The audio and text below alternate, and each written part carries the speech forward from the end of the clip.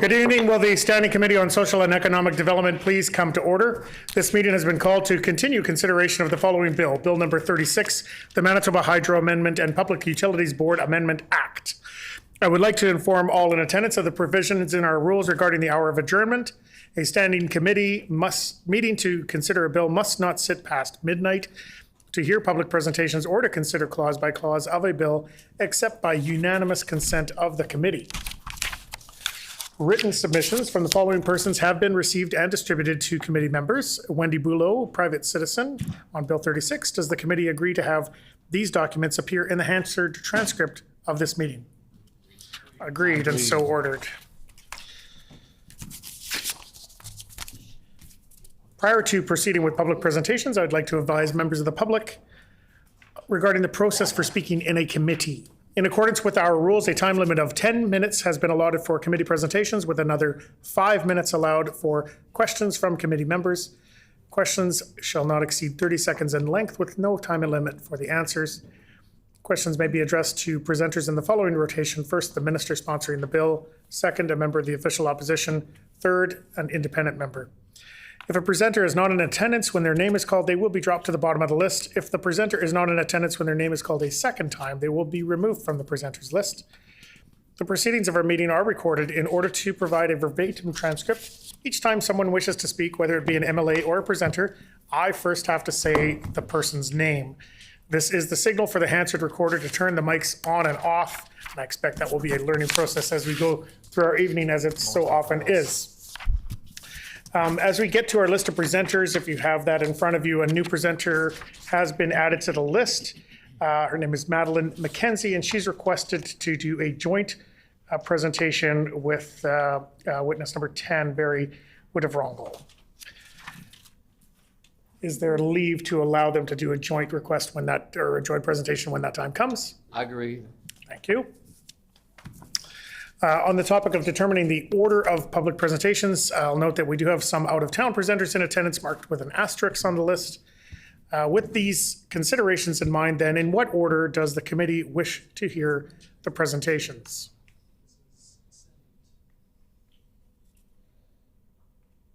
Yes? I'm sorry, Honorable Minister Helwer. Thank you, Mr. Chair. So I suggest that we call out-of-town presenters if they are present in the chamber or in the committee room, otherwise just proceed as the list is presented. The suggestion is to call any out-of-town presenters that are present in the committee room with us today first, and then to proceed with the order in the list supplied. Is that agreeable? Agreed, and so ordered. Thank you for your patience. We will now proceed with public presentations. I will scan the list for out-of-town presenters and see if they are in the room. Stephanie Grout. Stephanie Grout from the Council of Canadians Winnipeg Chapter. Okay.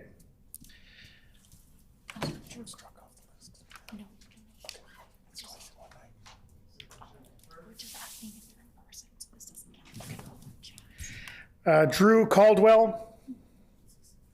Drew Caldwell. Lydia Schrader-Hart. All right, it appears that we do not have any out-of-town presenters in the room, so we'll just proceed in numerical order through the list of witnesses, or list of presenters, sorry. So we'll now call on Laura Cameron, private citizen. Laura Cameron. All right, I believe Ms. Cameron is attending virtually, and so we'll just need a moment to get the connection put together.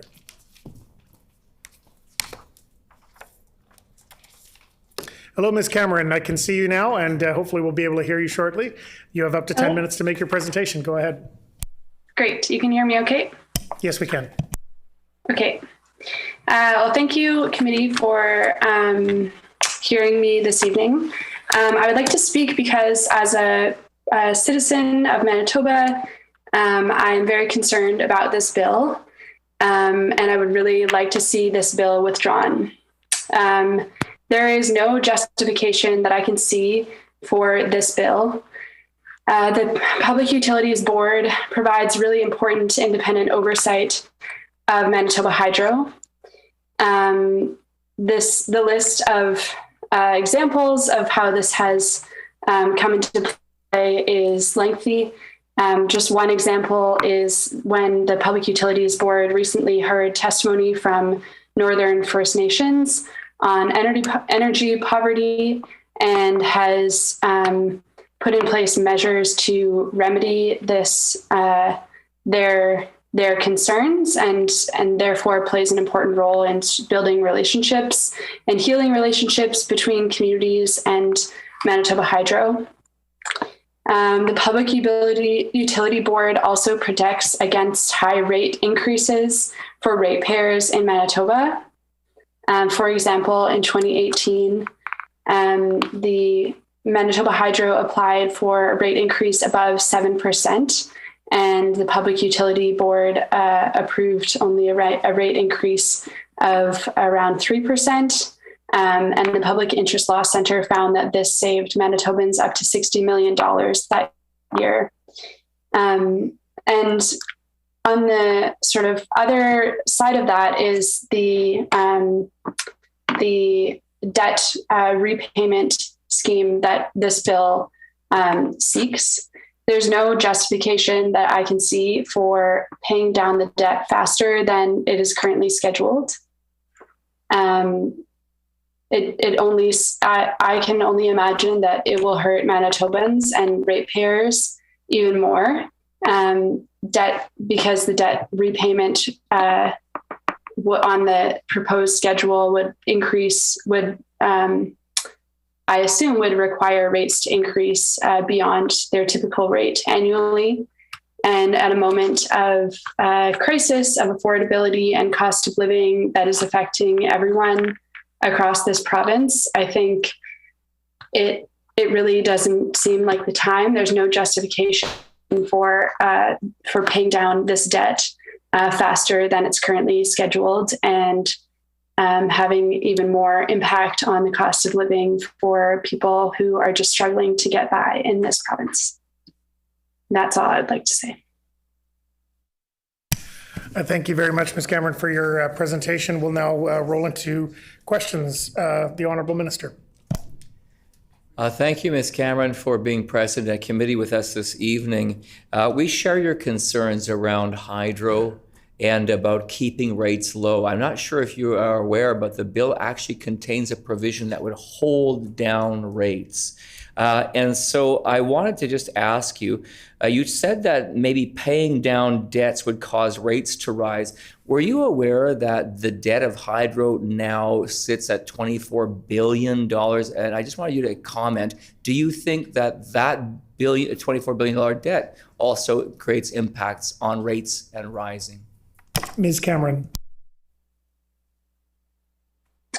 I'm aware that the bill proposes, I believe it's 5% sort of cap on rate increases annually. However, my understanding is that 5% is even more, significantly more than the typical annual rate increase in recent years. And also that doesn't seem to be compatible with the sort of debt repayment schedule in order for Manitoba Hydro to meet the debt to equity targets. I don't see how that would happen without increasing the rates to Manitobans or cutting staff to hydro or other sort of problematic things that will have a really damaging effect on the Crown Corporation. Mr. Sala. Thank you so much, Ms. Cameron, for your presentation. And it was great. And I think you did a great job explaining the concern here, which is that the financial targets that this government is imposing on hydro in this bill would require an expedited paying back or an expedited raising of rates at levels that are not necessary. I'm wondering if you could just provide your thoughts on what the impacts of 5% rate increases would be on Manitobans. Ms. Cameron. Yeah, thank you for the question. I mean, as a young person living alone in Winnipeg, I've seen the and experienced and feel in my day-to-day life the impact of cost of living, from rent to utilities, and I I can only imagine that it would have like a 5% increase may not seem like a lot, but for people who are just struggling to get by, that's potentially 5% year after year. Within the next 5 years, that could have a huge implications on the ability for people who are just living paycheck to paycheck to get by and to be able to pay their utilities and not go into more debt themselves. And so I think it's really important not to put any more of that burden onto ratepayers. Any further questions from members of the committee? All right, seeing none, I will thank you once again, Ms. Cameron, for your presentation and for interacting with committee members. We'll now call the next presenter, Rachel Howgate.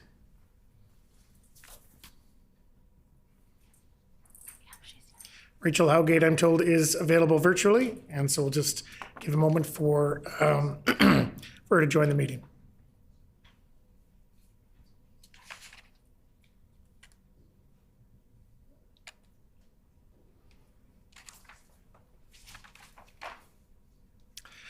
Hello, Ms. Howgate. I can see you, and shortly I expect we'll be able to hear you. You can go ahead. You have 10 minutes to make your presentation. Hello, good evening, everyone. I'm going to keep this brief because I understand there are a number of presenters to follow me. But my name is Rachel Howgate, and I'm here on behalf of Seed Winnipeg. So as an organization that serves financially vulnerable community members, we are concerned that the changes in this bill will have a disproportionate impact on the people that we serve. Specifically, I would like to highlight that at Seed, we fully support and encourage that the Public Utilities Board remain independent and has the ability to conduct robust and transparent processes that are accessible to community members. And so creating restrictions that feedback may only be submitted in writing is a barrier to some people. And so we would encourage that the process remains open to do something as we're doing tonight. We have the opportunity to present in person, or we have the opportunity to present virtually. And so really encouraging that those avenues are available to hear from community. Secondly, according to recent public opinion polls, Manitobans agree that there should be public input on these decisions. So again, ensuring that voices are heard, especially as an organization that represents vulnerable community members, really making sure that we have the interests of all Manitobans at heart in decisions and rate setting. And lastly, pertaining to section 10.2, just supporting the ability for the Public Utilities Board to question and investigate all relevant information that is in front of them. And so those are my very short points for tonight. Thank you for giving me the opportunity to present. Thank you so much, Ms. Howgate. We'll now roll into questions. The Honourable Minister.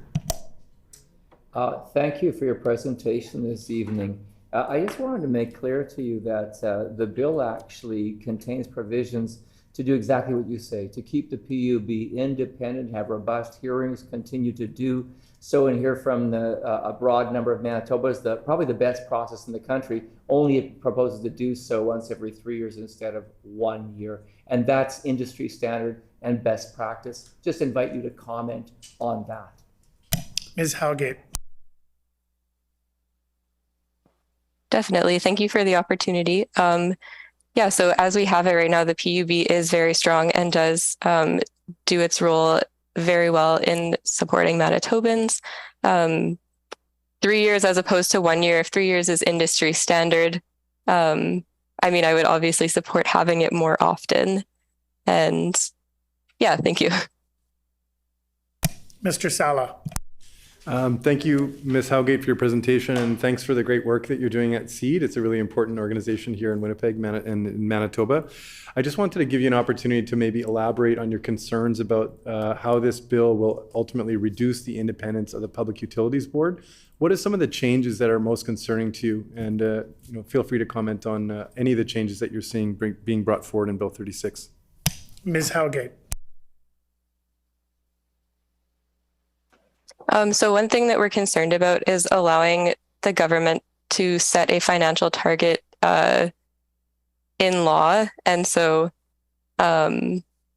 just setting those financial targets and the Public Utilities Board not being able to consider everything in front of them when reviewing this legislation and providing, or sorry, not legislation, but when reviewing changes and providing feedback. From my understanding, this bill does set parameters on the points that the Public Utilities Board and the information that the Public Utilities Board is allowed to bring forward. And so it's not, they aren't able to present everything that they would have concern with or would have found. There are restrictions on the information. Further questions from the committee? All right, seeing none, then Ms. Howgate, I'm going to thank you for your presentation. And on a personal note, I will also join the member, Mr. Sala, in recognizing the great work that Seed Winnipeg does for our most vulnerable in our city. It's something that I've very much appreciated ever since I was first elected and even before that. We'll now call the next presenter, Nancy Kurtz.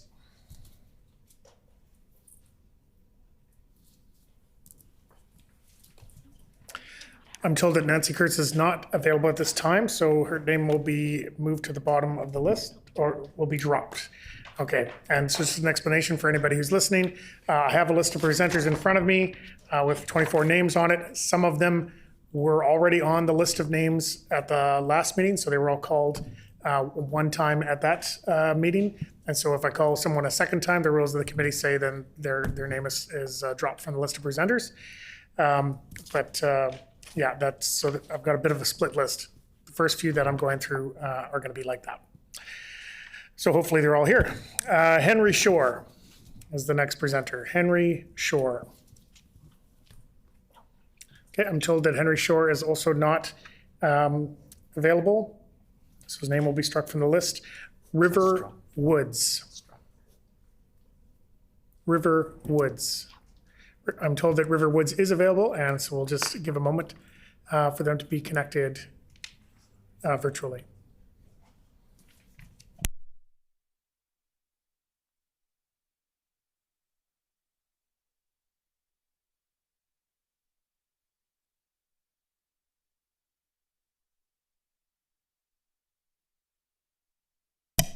All right, River Woods, I see you there on the screen. Welcome to the committee meeting. You can begin with your presentation. You have up to 10 minutes. Go ahead. Thank you. My understanding is that the Public Utilities Board is about protecting the best interests of the public. That means me, my neighbors, you, our best interests. It's also the place where northern communities who are most affected by dam projects can take their concerns. And yet, if Bill 36 is passed, you are taking a public, transparent program and putting it behind closed doors. I'm concerned that critical environmental oversight will be discarded. I heard Minister Friesen say on October 6th, and again today, that the PUB is important to him. So why take away the public's voice, especially those most impacted by hydro rates and dam projects? I do not support Bill 36. Thank you. All right, thank you very much, Ms. Woods, for your presentation. We'll roll into questions. The Honourable Minister Friesen. Thank you for being here. I just want to clarify the record. Section 15 sub 3 in the bill actually indicates that the boards and the proceedings are to be open to the public.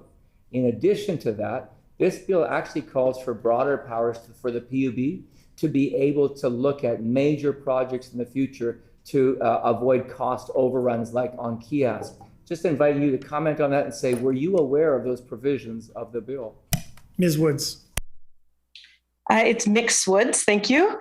I will say that that as some of the other presenters have mentioned already, it is limiting, right? In requiring people to respond in writing and not in the public way that we are able to do today.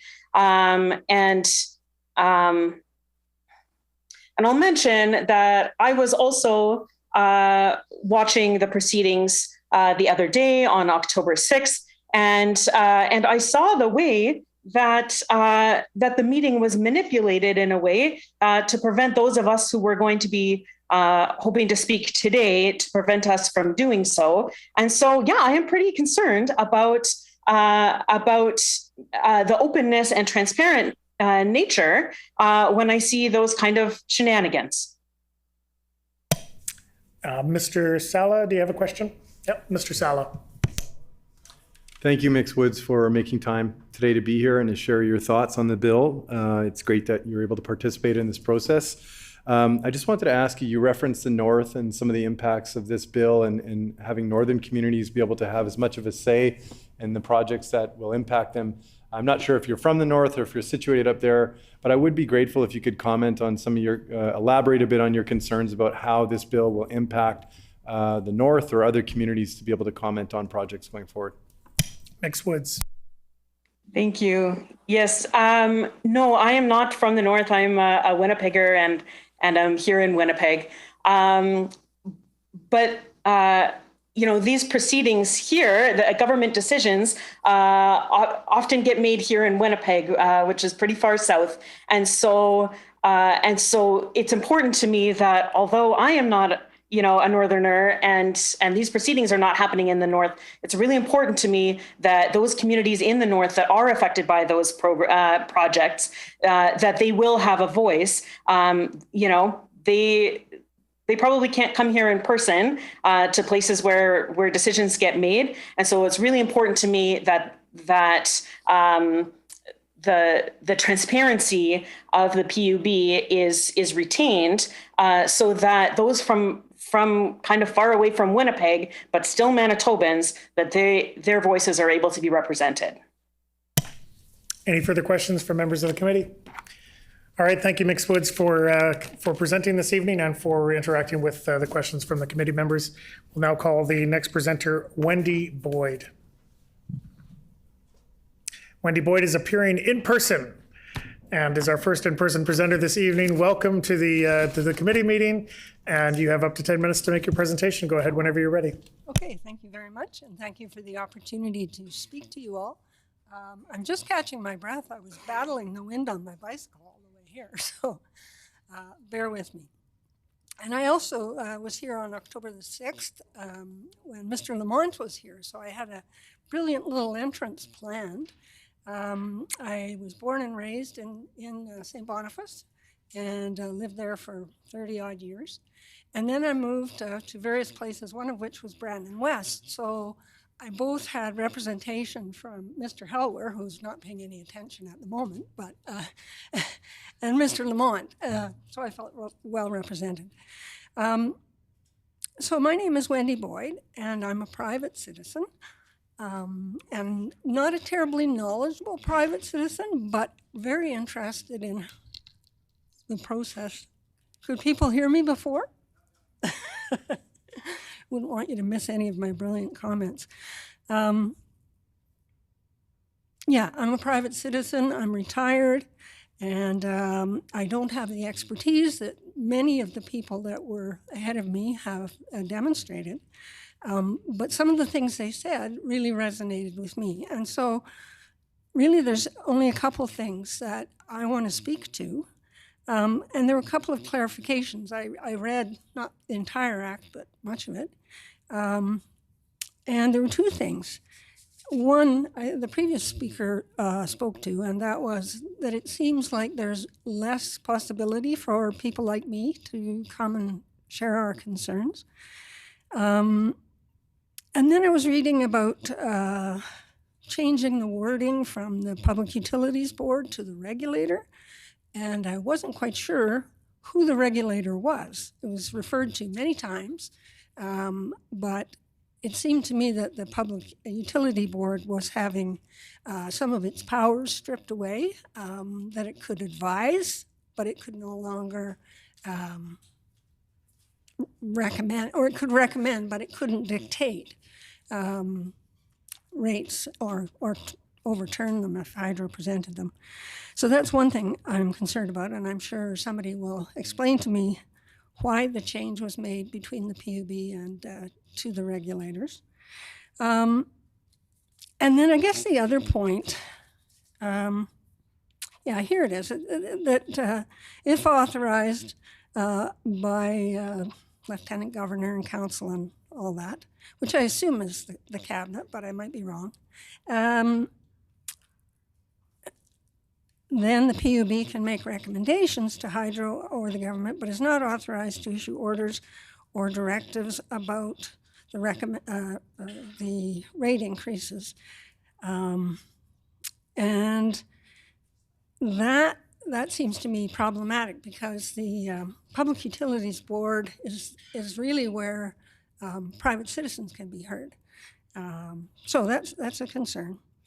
And the other, and again, I'm not an economist, but it did seem to me that the targeted debt to capitalization ratios and the amount of time that was given to reach those would sort of contribute to austerity measures. And perhaps, to me, the government of Manitoba is different than a private consumer. Manitoba and Hydro both have excellent credit ratings. These things that they're undertaking are huge projects. And it seems to me that can be spread out over a longer period of time than is given now. So if anybody has any clarifications or questions, I'd be happy to try and speak to them. Thank you very much, Ms. Boyd. We'll roll into questions and hopefully for you some answers. The Honourable Minister Friesen.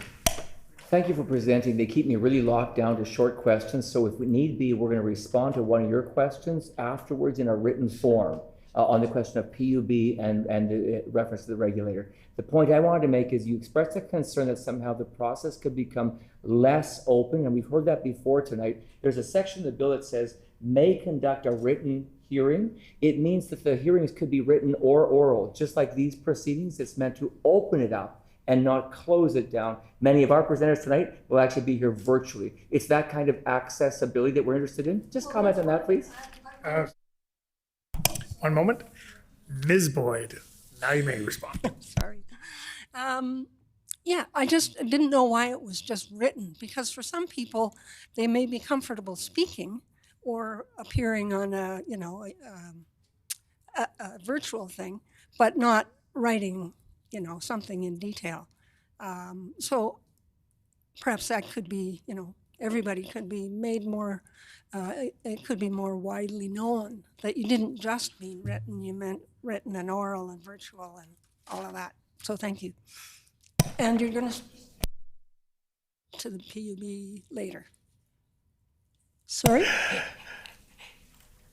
The minister is indicating to me that he will email you, but we're just going to roll into the next question. Mr. Sala. Okay. I just wanted to thank you for your presentation, Ms. Boyd. It's great that you could be here tonight and appreciate what you shared. I share your concerns across the board. The financial targets set out in this bill will force Hydro to aggressively raise revenues in a way that will impact rates. And also I share your concerns about the reduction in transparency at the Public Utilities Board that this bill will create. The minister continues to selectively identify a couple aspects in the bill which he's leaning on heavily to suggest otherwise. However, I am strongly in agreement with what you've concluded there about what this bill will do to the Public Utilities Board and its independence. So thank you so much for being here this evening. Ms. Boyd. Sorry. Someday I get the hang of it if I come back. Okay. Yeah, well, thank you, Mr. Sala. That's very helpful. And thank you all for your attention.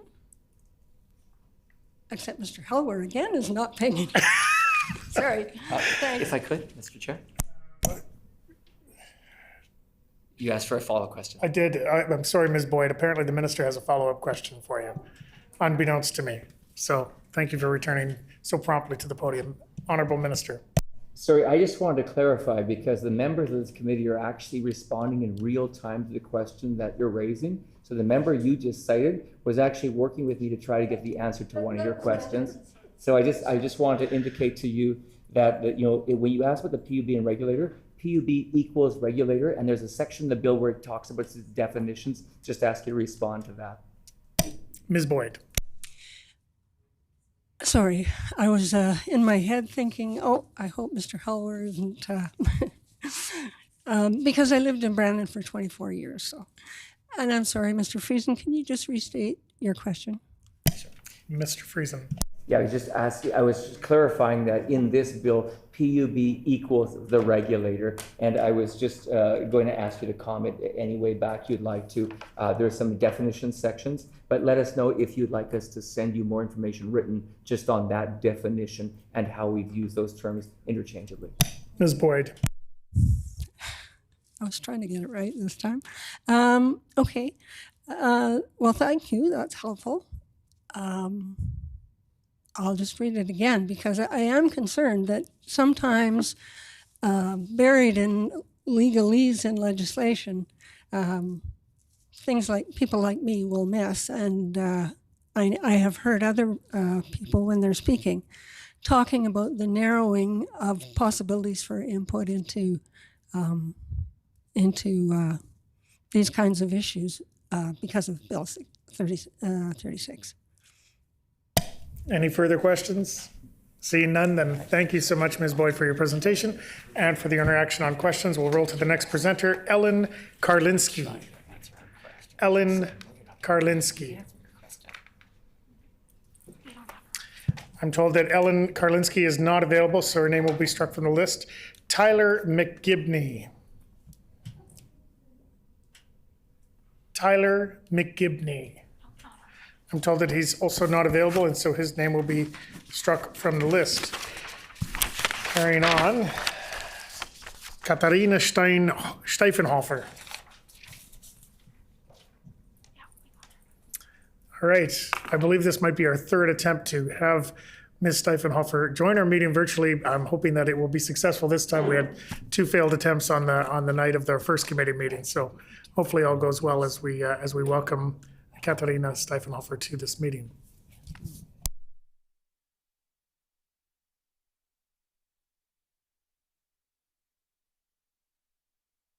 Yes, it appears to be working. I see you, Ms. Steifenhofer. I hope I'm pronouncing your last name correctly. And welcome to the meeting. Go ahead. Thank you very much. Thank you very much for having me. My name is Katharina Steifenhofer. And I'm a private citizen and very concerned about Bill 36. And I would like to respectfully ask that this bill be withdrawn. I agree with all of the previous presenters' arguments against Bill 36. The Manitoba Hydro Amendment and Public Utilities Board Amendment Act. Manitoba Hydro is a ground corporation and belongs to the people of Manitoba, not to the government of the day. Bill 36 amends the Manitoba Hydro Act, the Public Utilities Board Act, and the Ground Corporation Governance and Accountability Act.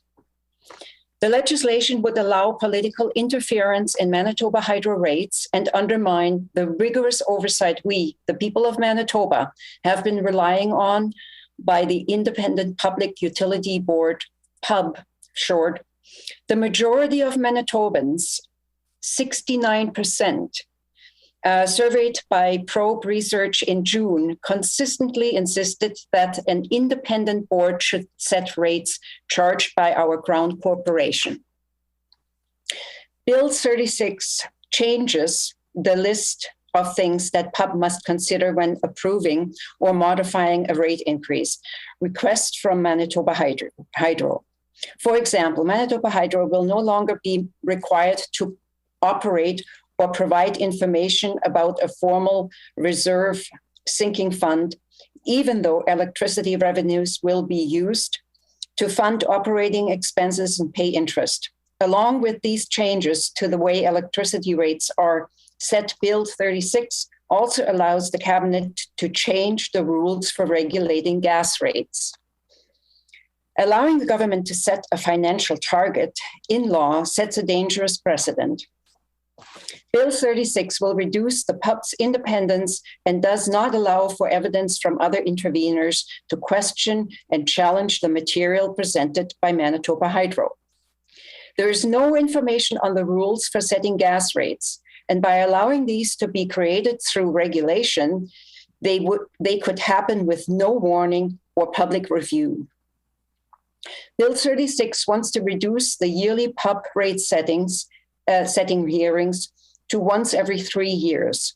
As we have experienced just in the past couple of years, weather events such as droughts or floods or political changes such as wars or pandemics can affect hydro rate changes very drastically from year to year, which requires the flexibility of open and transparent yearly hearings from an arm's length independent body such as PUB, which has served Manitoban consumers well over the years. Further, Bill 36 could limit hearings from a live in-person setting in favor of strictly written presentations.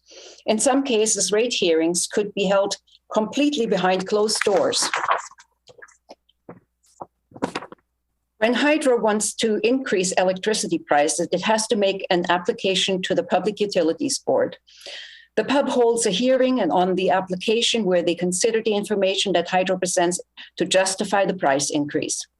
These hearings also provide an opportunity for interveners to submit their own evidence and critique of information in Hydro's application. Typical interveners at PUB hearings include the Consumers Association of Manitoba, which represents low-income Manitobans, the Manitoba Industrial Power User Group, Indigenous organizations, and other businesses engaged in the provision or maintenance of electricity in Manitoba.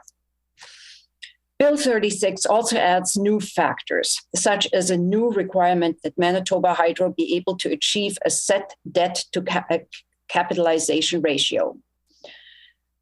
Bill 36 adds a new target for Manitoba Hydro to pay off this debt. The debt to capitalization ratio is a financial metric that measures the total debt of Hydro, which with the value of its assets, dams, transmissions, infrastructure, other buildings, and so on. Under Bill 36, new financial targets are introduced, and 80% debt to capitalization rate by March 31, 2035. The bill also establishes a maximum annual rate increase of 5%. There is little evidence that the debt to capitalization ratio is based on sound planning or is needed. Previous attempts to pass a bill similar to this one contained different debt to capitalization ratio targets, suggesting that the number chosen is arbitrary. The PUB has found in previous hearings that suggested debt to capitalization ratios were not necessary. The 5% annual increase limit was introduced as protection from inflation. Increases the 5% or more are extremely rare historically, and Hydro is less affected by the inflation rate than the numbers that get published, which are for consumers. Bill 36 allows for the private retail sale of electricity without a clear framework or strategy on what will be permitted.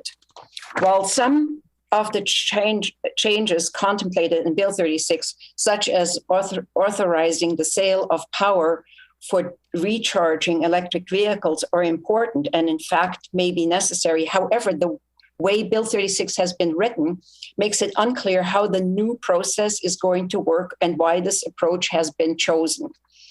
If we are going to open up the electricity market to other players, should we not have a broader public debate about the strengths and weaknesses of opening up to the current monopoly?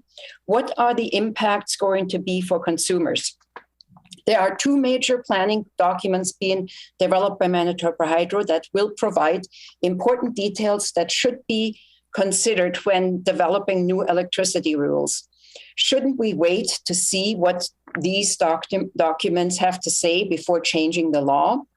Bill 36 is also not in line with other legislation in that it would not use the same standards for environmental assessments on new developments.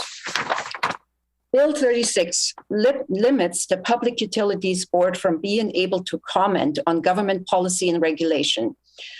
Bill 36, Section 10.2 will limit the ability of PUB to comment on the validity of government regulations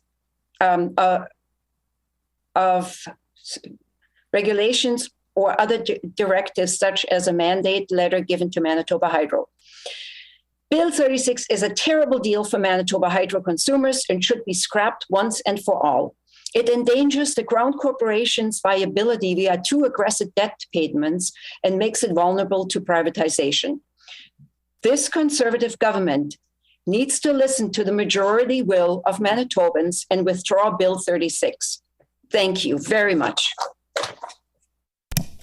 Thank you so much, Ms. Stiefenhofer, for your presentation. We'll roll into questions. The Honourable Minister Friesen. Thank you for your presentation. We actually agree with you that it's important to protect Manitoba ratepayers' low rates, rates that we believe and the evidence shows were threatened by the massive piling on of debt by the previous government. I wanted to ask if you were aware that you've actually got the formula wrong in the bill. It actually says that a general rate increase cannot exceed 5% or the rate of inflation. Were you aware of that cap that lowers the rate increase either 5% or the rate of inflation? Ms. Stiefenhofer. Thank you. The 5% historically have rarely ever been exceeded, and it would be wrong to tie the hands. I am, as I stated before, the huge debt that Manitoba Hydro has accumulated is because of these huge developments that we are starting to see the benefits of. And especially last year with the drought, we had less than expected income from hydro. But this year, because of the abundance of water and also more demand for hydro, there's a much bigger surplus. And as has been stated, the debt is not such a large concern, and Manitoba Hydro can take a much longer time to repay that debt. So it's nobody else has a big concern about the size of the debt. Mr. Sala. I'd like to thank you so much, Ms. Stiefenhofer, for your presentation and strongly agree with your comments across the board. One thing you referenced was that this bill creates a financial target for hydro that is different from a financial target that was put into a previous bill, which was very similar.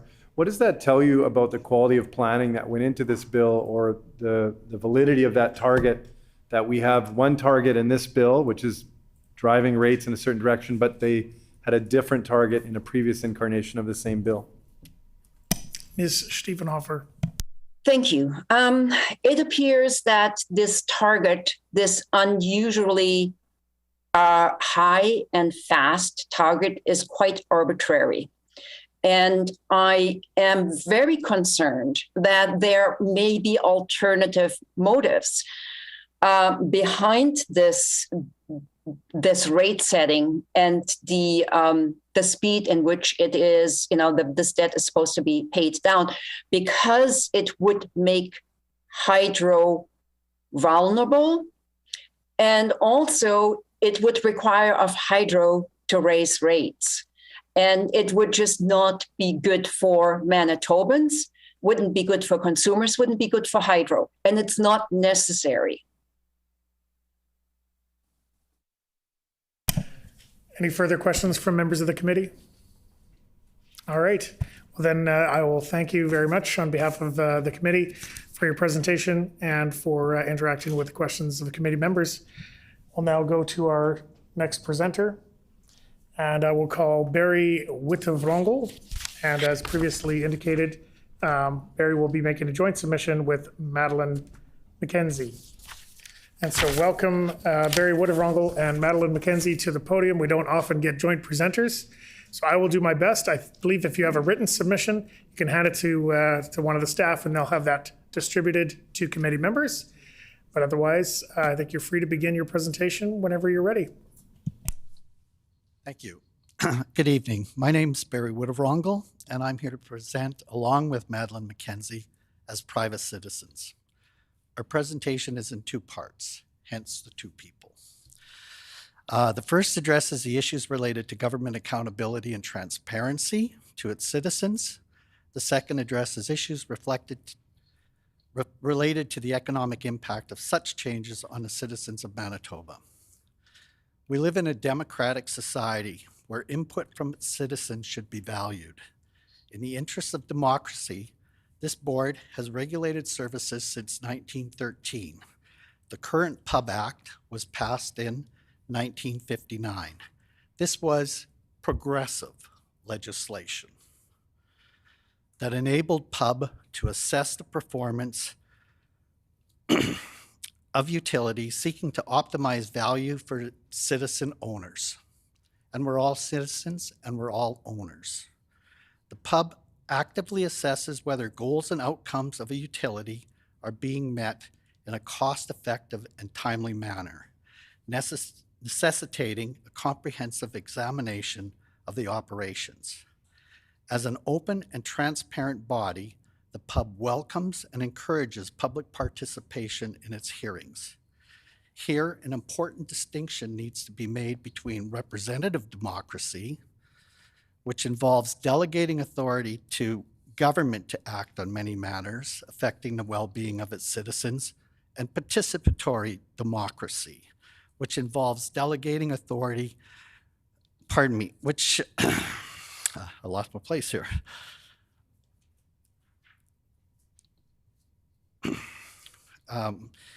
It's an important distinction be made between representative democracy, which involves delegating authority to government to act on many matters affecting the well-being of its citizens, and participatory democracy, which allows for public participation of citizens on specific matters affecting its well-being. Public participation ensures that all public issues and perspectives come to the board's attention in a transparent process. The Pub is a crucial entity for ensuring neutral, objective analysis of proposed rates. The Pub operates independently from government and fairly and transparently weighs the financial needs for the sustainability of each utility with the needs of citizen owners in rate-setting decisions. The Pub serves as our watchdog, and as such plays an important role in ensuring the participation of those affected by decisions in a democratic society.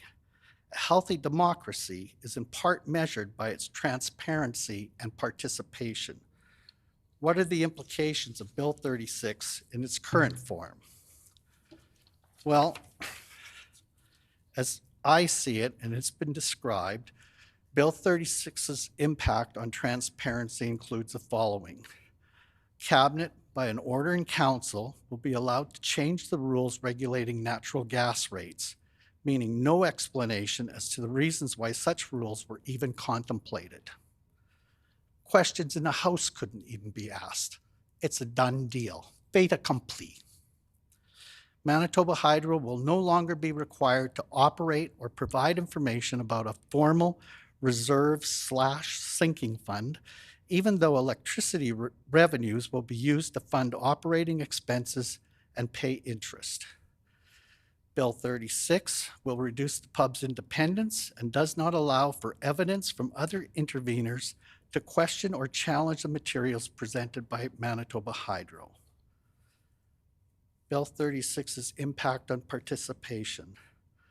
The ministry would control the budget line for citizen participation, particularly from groups representing consumers, low-income households, remote First Nations, and vulnerable Manitobans, as well as their independent experts. As well, Bill 36 could limit hearings from a live in-person setting in favor of strictly written presentations, and this has already been stated. In some cases, rate hearings could be held behind closed doors, resulting in no transparency. If there is even the possibility of reduced citizen owner participation and clearly far less transparency with more direct government intervention, how does this serve the citizen owners of this province?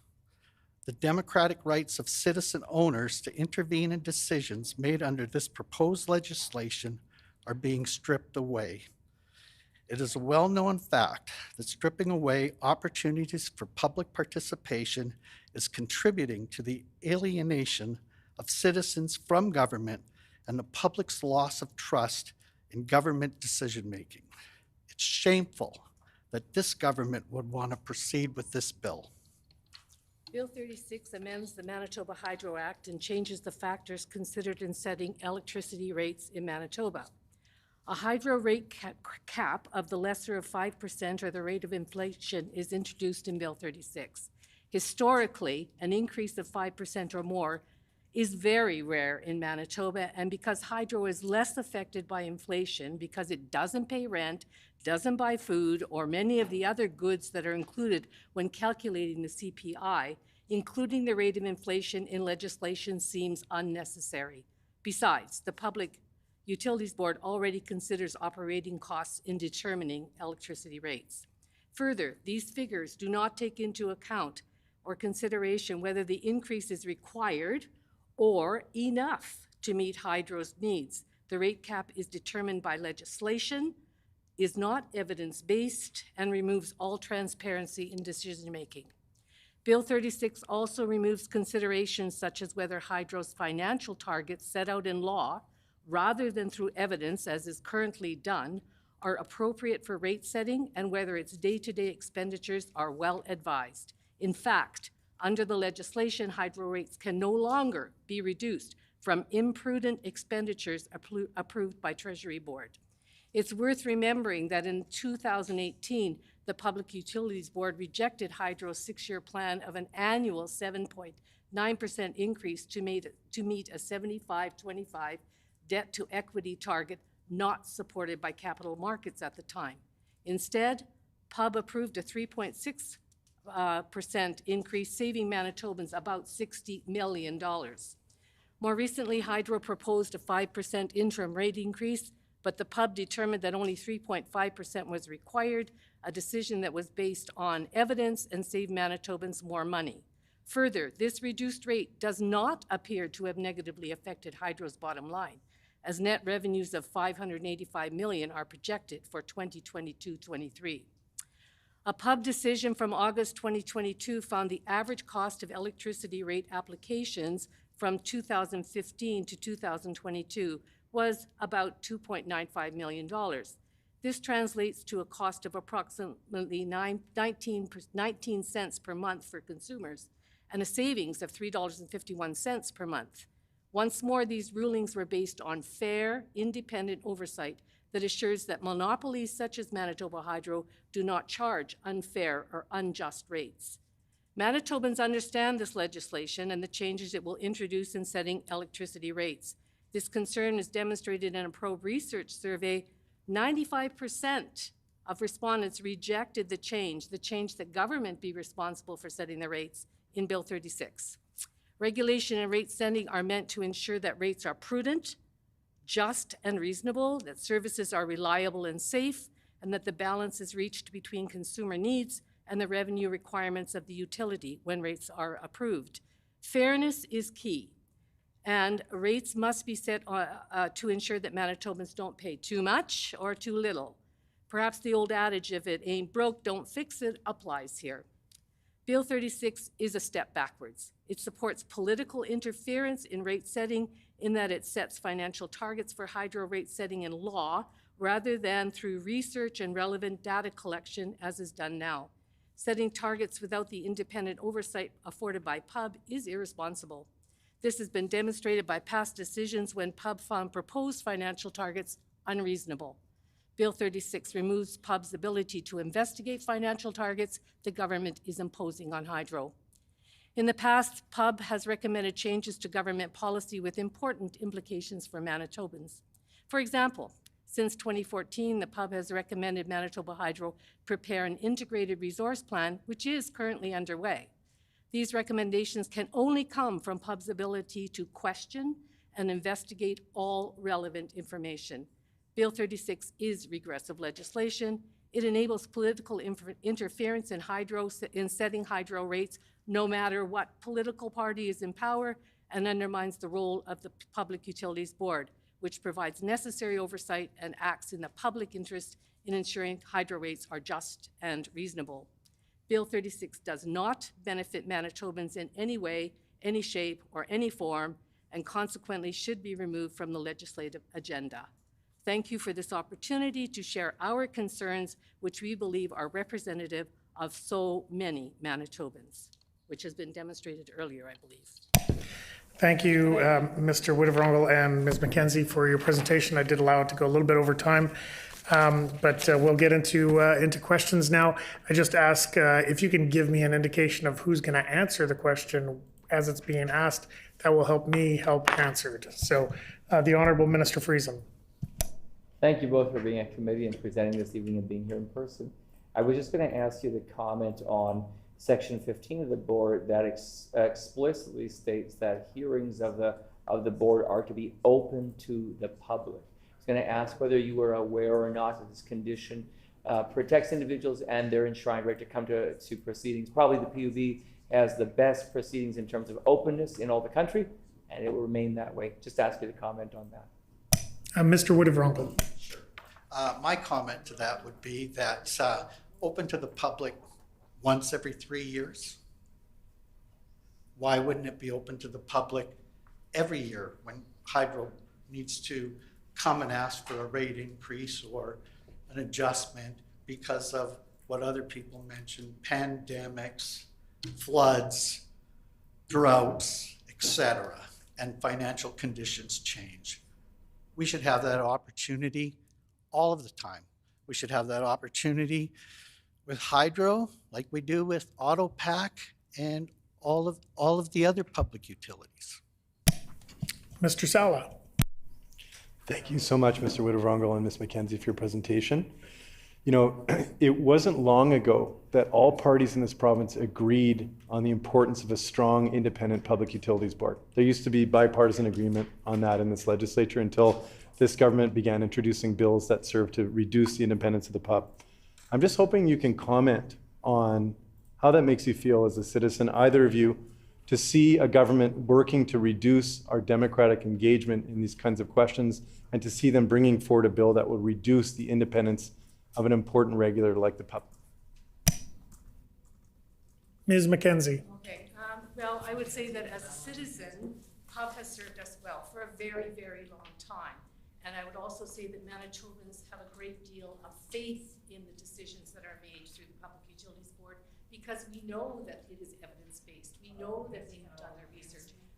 We understand that. So it's very easy then, not easy perhaps, but it's very, people will accept the decision that they make because they know that it was based on, it has nothing to do with politics. It has simply to do with cost and effect and just reasonable rates, that type of thing. So that would be my opinion. And I think that people, and I think you can tell from the presentations tonight, people are not happy with the Public Utility Board being removed from that process every year when rates are set. Okay, further questions from members of the committee? Seeing none, then I will thank both Mr. Woodavrongle and Ms. McKenzie for your presentation this evening. And we'll move to the next presenter. I'll call David Alper. David Alper.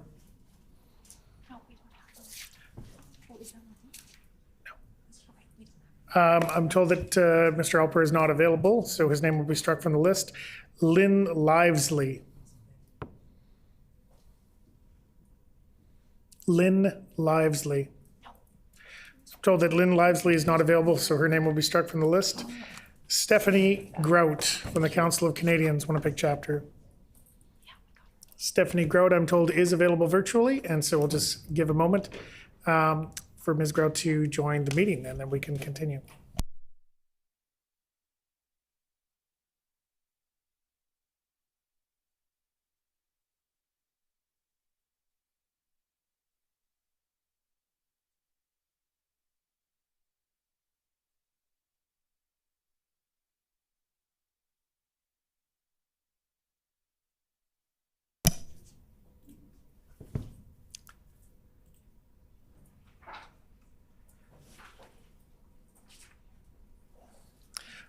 Stephanie Grout, if you can hear us, we do require that your camera be turned on in order to join the meeting.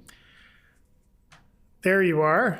All right, we can see you. Hopefully we'll be able to hear you shortly. You have up to 10 minutes to make your presentation. Go ahead. Great, I appreciate this opportunity.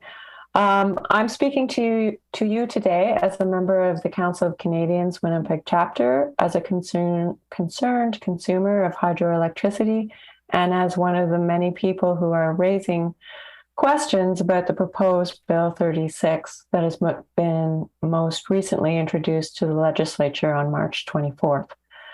Bill 36, the Manitoba Hydro Amendment and Public Utilities Board Amendment Act, is proposing so many changes that it needs to be completely withdrawn, as it is a highly flawed piece of legislation that seeks to politicize a key economic regulator in this province. It will deprive the public of the opportunity to raise issues, voice their concerns, and participate in a meaningful way in an open and public forum. The PUB has a long history of protecting and benefiting Manitobans' economic interests.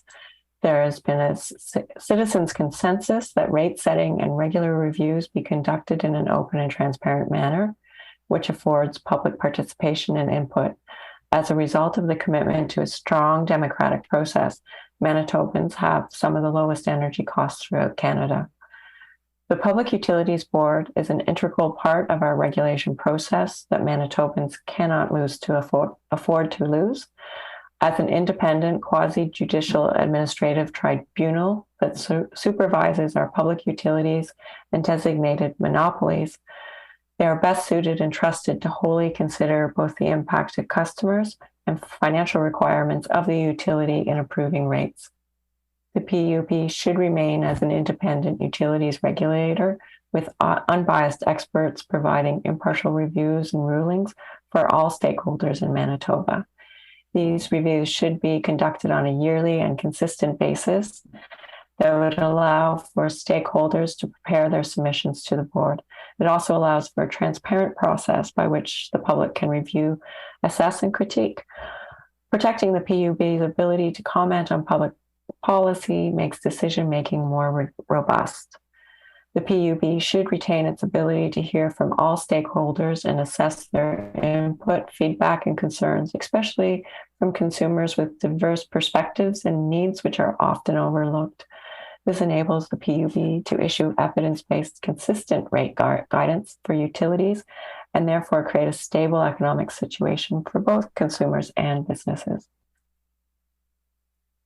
This would further economic growth in the province as business investors and consumers would be assured of a stable and consistent energy pricing without political interference. This would avoid rent-seeking behavior and give impetus to long-term planning and investment. Inserting cabinet directives into the PUB process would politicize utility rate setting and create uncertainty for stakeholders, especially if the government was facing re-election and wanted to try and influence voters or consumers. The PUB has an independent and impartial organization allows for a reasonable rate of return for utilities and affordable costs for consumers and businesses. In order to maintain the regulatory framework that has given Manitobans some of the lowest energy rates in Canada, I strongly urge that Bill 36 be withdrawn for the good of all Manitobans. Thank you for your attention. Thank you, Ms. Grout, for your presentation. We'll roll right into questions. Honourable Minister Friesen. Thank you for being here tonight. Our government agrees with you that actions need to be taken to protect the lowest energy costs in Canada, actually the second lowest in North America. But it's a great legacy for us and a great competitive advantage for ratepayers in Manitoba. Do you agree that the tripling of the debt to $24 billion and now carrying costs of $1 billion a year in just debt service costs is something that threatens our ability to deliver low rates year after year? Ms. Grout. Sorry. Yeah, debt repayment is always an issue, and there's multiple ways and approaches to doing that.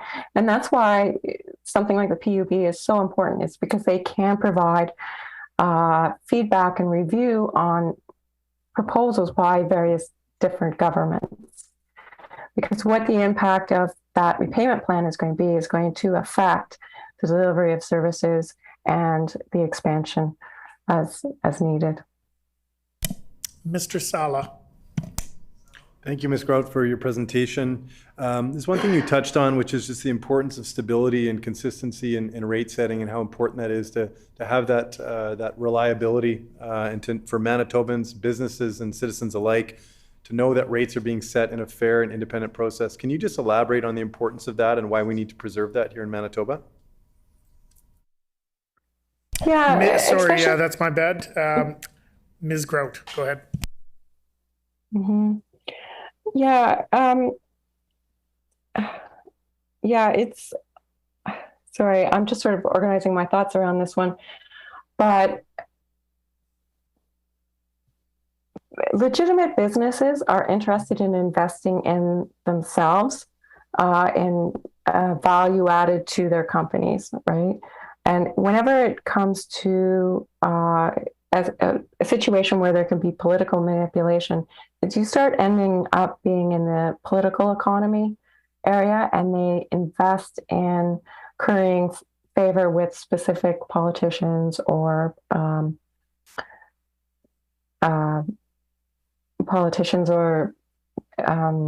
government agencies, right? Decision making.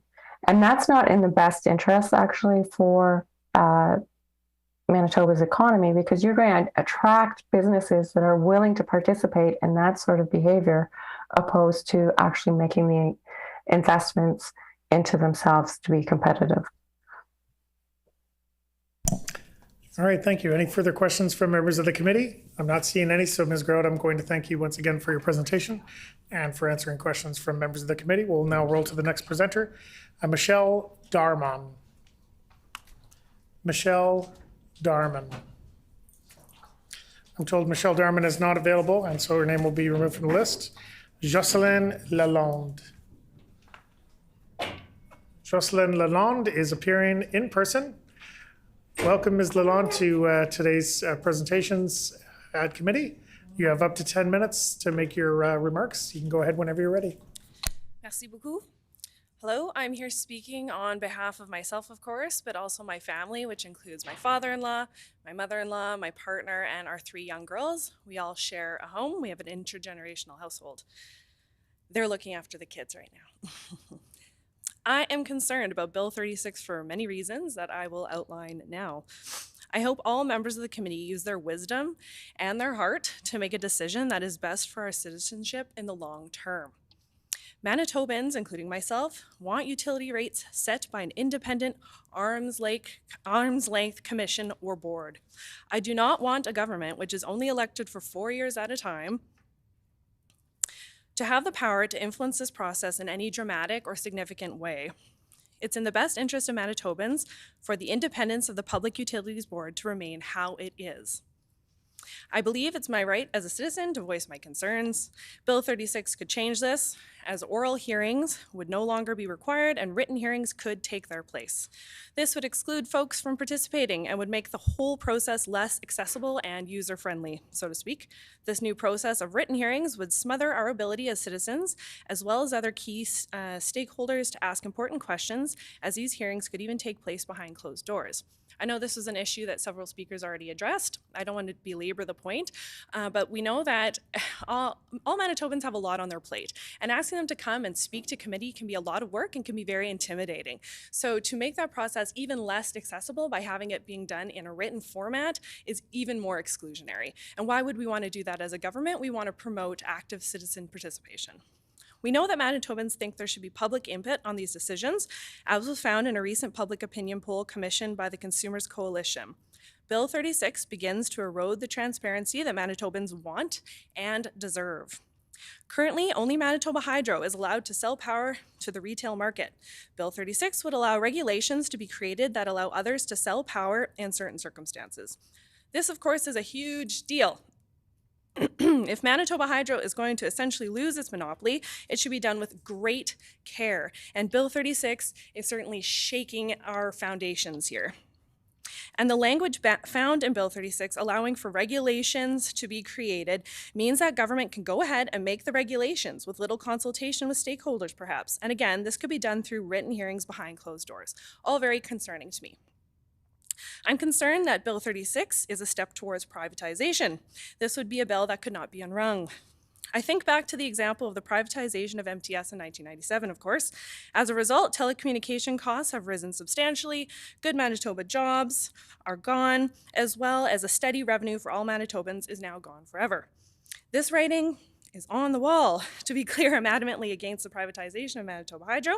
I want my children to continue to enjoy the benefits that come with this utility being publicly owned. Bill 36 creates a slippery slope that would allow for steps to be made towards privatization. It's my guess that this government would put their foot down and say, absolutely not, that's not the direction we're going in. But of course, we've seen this happen in the past. Perhaps one of my biggest complaints is that Bill 36 limits the Public Utilities Board from being able to comment on government policy and regulation. We need the Public Utilities Board to continue to be a valuable, independent voice. And the government should not silence that voice through law. I think most of us would agree that the more expert oversight, the better. For example, the pub recommended that Manitoba Hydro prepare an integrated resource plan, a recommendation which was endorsed by the Wall Commission and is currently underway. I'm here today as a concerned citizen. I see more and more examples here in our home province, and of course elsewhere in the world as well, where humans are being forgotten in favor of the almighty dollar. I'm asking that you please withdraw Bill 36. I want a world for myself, for my family, and for my community where our elected officials really think about the impact on the individual citizen, on families, and instead of creating opportunities for the rich, for shareholders, to get richer. Please hold the majority of Manitobans, the average citizen, in your mind and in your heart as you choose to withdraw Bill 36. Thank you so much for your time. Thank you, Ms. Lalonde. We'll now roll into questions. I'll give you a moment to grab some water there. Honorable Minister Friesen, whenever you're ready. Thanks for being here on behalf of your family and yourself. The chair keeps me to a very brief question, so I'll make it quick. We're also adamantly against privatization of Manitoba Hydro, but the section I wanted to mention was section 15, where you talked about it could open the door to private actors or threaten the monopoly. Does no such thing. This actually contemplates northern communities and the ability for those communities to maybe have a third party generate power and distribute it to the community itself. It can't connect with hydro itself, so it can't compete with hydro. Just wondering if you were aware of that in the bill. Ms. Lalonde. I was aware of that. I do understand that that is a provision that is in the bill. However, as I mentioned in my original statement, it does feel like a slippery slope, and I worry that it opens the door for something else. I'm just a suspicious citizen. Mr. Sala. First of all, thank you so much for your presentation, and thanks for taking time away from your family to be here tonight. Thanks to your family for minding the kids while you're here. I think you're right to be really concerned about that provision that where we lose our monopoly over the ability to sell power to Manitobans. There's a potential for generation to happen outside of Manitoba Hydro's grid that could result in us losing a significant amount of customers and cannibalizing hydro customers. So there's a lot of real risks here where big money could possibly seek to enter the market, and we could lose that monopoly as hydro. So that's a big concern. So just wanted you to invite you to elaborate or provide any thoughts around that concern, or go as far as you'd like to in summarizing why that's a worry for us here in Manitoba. Ms. Lalonde. Thank you. It just reminds me of what happened with MTS, right? A big argument at the time was that it would make telecommunications services more widely accessible. Cellular service would become more accessible to northern communities. It's almost line by line verbatim the story that I heard back in 1997, or perhaps maybe not me, but my dad telling me the story back then. So to me, it's just the same. It's the same story. It's the same verbiage. I'm hearing it all over again, and the same argument being applied to why we should take this step with Bill 36. But I don't think it makes sense. Any further questions from members of the committee? All right, hearing none, then Ms. Lalonde, I will thank you once again on behalf of the committee for your presentation and for answering the questions, and we'll go on the next presenter, Dale Friesen from Manitoba Industrial Power Users. Dale Friesen is appearing in person before the committee today, and we welcome him to the table. You can begin your presentation up to 10 minutes whenever you're ready. If you have written submission, there's a staffer that will take that and distribute it to all the members of the committee. Thank you.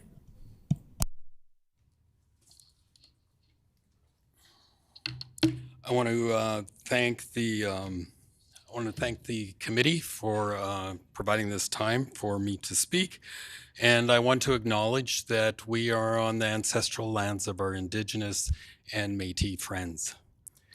So the Manitoba Industrial Power Users Group is comprised of 14 large industrial energy consumers in Manitoba that cooperate on energy matters during utility rate hearings and other forums pertaining to energy, including engagement of government. They participate in the chemical, foundry and steel processing, food processing, forestry, paper, packaging, and other sectors supporting customers both within Manitoba and outside of Manitoba. They often are located in rural communities where they are primary employers and strong contributors to local economic development.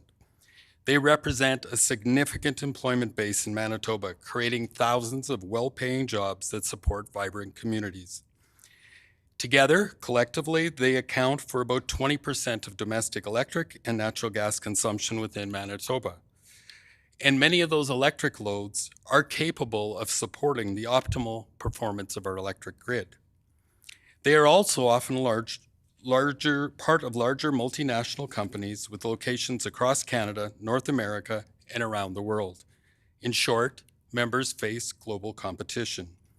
Energy costs form a material component of total operating costs and therefore make energy rates an important consideration when prioritizing investment capital.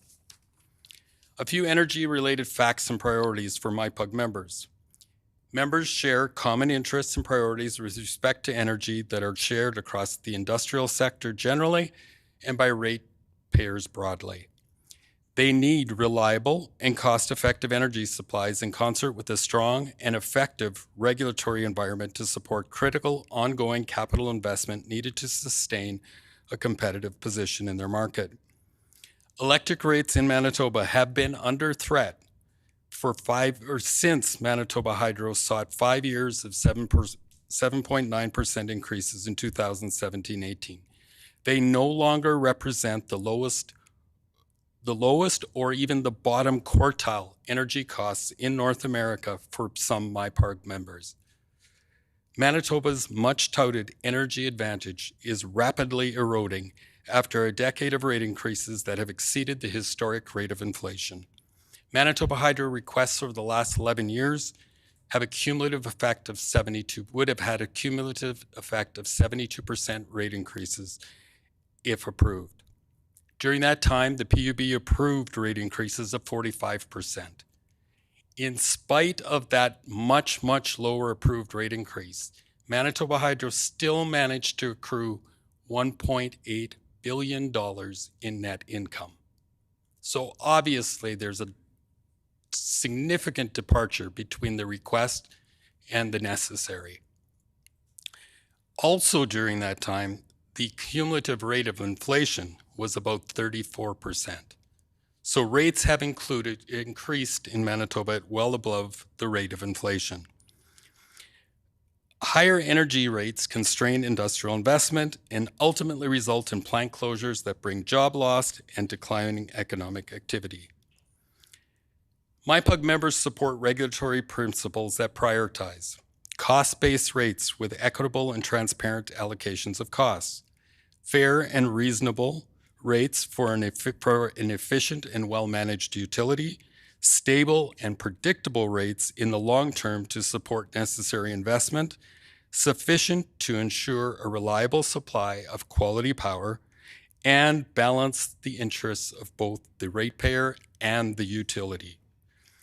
Regulation is a proxy for competition when utilities have a monopoly position for generation, transmission, distribution, and retailing of electricity and natural gas. This should not be optional. This should not be government directed. It should be independent, and it should be transparent. And it should address key considerations for energy rates, including utility risk factors, revenue requirements, financial forecasts, load forecasts, integrated resource plans, capital planning, and include a mechanism that supports recommendations on government policy. There are charts in my presentation that I've provided to you which help to, clarify some of these things. A few key points on Bill 36. Review of major projects. The bill ensures that large capital projects and export contracts be reviewed by the PUB prior to government approval. Let's be clear. This is the only element of Bill 36 that mandates non-discretionary, comprehensive, independent, and transparent reviews. Nothing else is covered. The current financial status of Manitoba Hydro largely reduces the prospect of that particular clause even coming into effect in the near future. Manitoba Hydro's debt is high. We all acknowledge that. Targets within Bill 36 will hamper Manitoba Hydro's ability to respond to future changes, and some of those future changes may be significant. Rate caps in the bill propose a cap limiting rate increases to lesser of inflation or 5%. Let's be clear again, this is not a replacement for regular, transparent, and independent regulatory review. There's no guarantee in a cap of an efficient and well-managed utility. It may actually degrade reliability. And it also creates significant potential conflict with the achievement of financial targets. There's no risk assessment associated with this. So, multi-year rate applications. The bill requires 3-year rate applications. Current legislation already provides for 3-year rate applications. There's no legislation required. All we need is a directive from the government to Manitoba Hydro. Manitoba Hydro has made the choice to go with 1 or 2-year rate applications. The projected electric regulatory costs associated with multi-year rate hearings are highly inflated.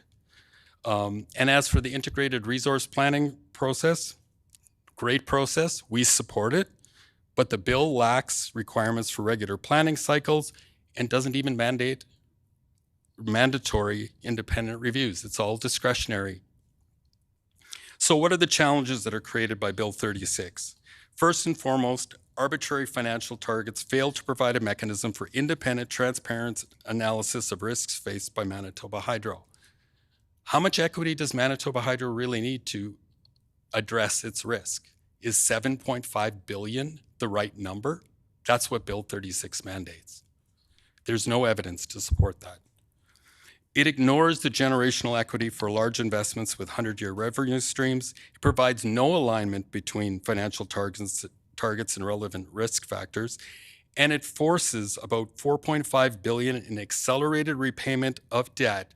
At the same time, the government draws about $9.5 billion from Manitoba Hydro in direct cash transfers. So why is this wrong? Firstly, the scope and authority of the regulator has been severely constrained.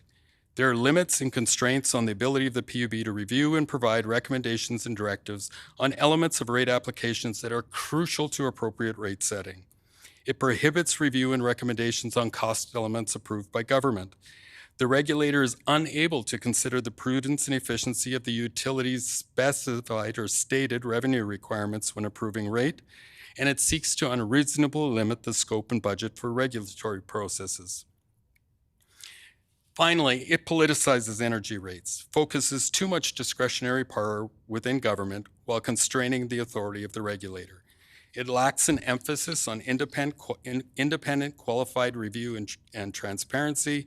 It creates uncertainty regarding the long-term trajectory of rates, and its ambiguous languages creates further uncertainty about regulatory rate regulation. Cash transfers. I spoke about the cash transfers of $9.5 billion. They annually account for nearly 30% of Manitoba Hydro's domestic revenues, 1/3 of every bill. They require, it's a very rigid structure, has no flexibility in it, and it significantly hampers the ability to achieve the financial targets set out in Bill 36. It's the most rigid fee structure in Canada and the most expensive. It has no dividend-based mechanism in like other jurisdictions, and jurisdictions like BC have actually suspended payments to protect the debt to equity ratio when undertaking major projects like Site C. So, debt to equity. There's been a lot of talk about debt to equity, credit ratings. We've all known about this since 2014, but it hasn't prevented Manitoba Hydro from financing a large portion of its long-term debt at favorable rates on extended terms. 15 years, 2.16, 37 years at 2.15, 24 years at 2.42. Of course, that's before the government adds 1% to the debt cost. Right, Mr. Friesen, unfortunately, your 10 minutes are up. But as we go through questions, you do have unlimited time, up to 5 minutes total during question period to continue to share. Honorable Minister Friesen with a question.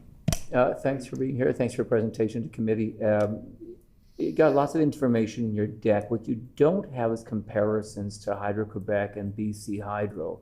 You know full well that with interest rate hikes and with the cost of servicing that debt going higher, Hydro-Quebec and BC Hydro both articulating plans to 80-20 and 70-30 and well ahead of us on the way.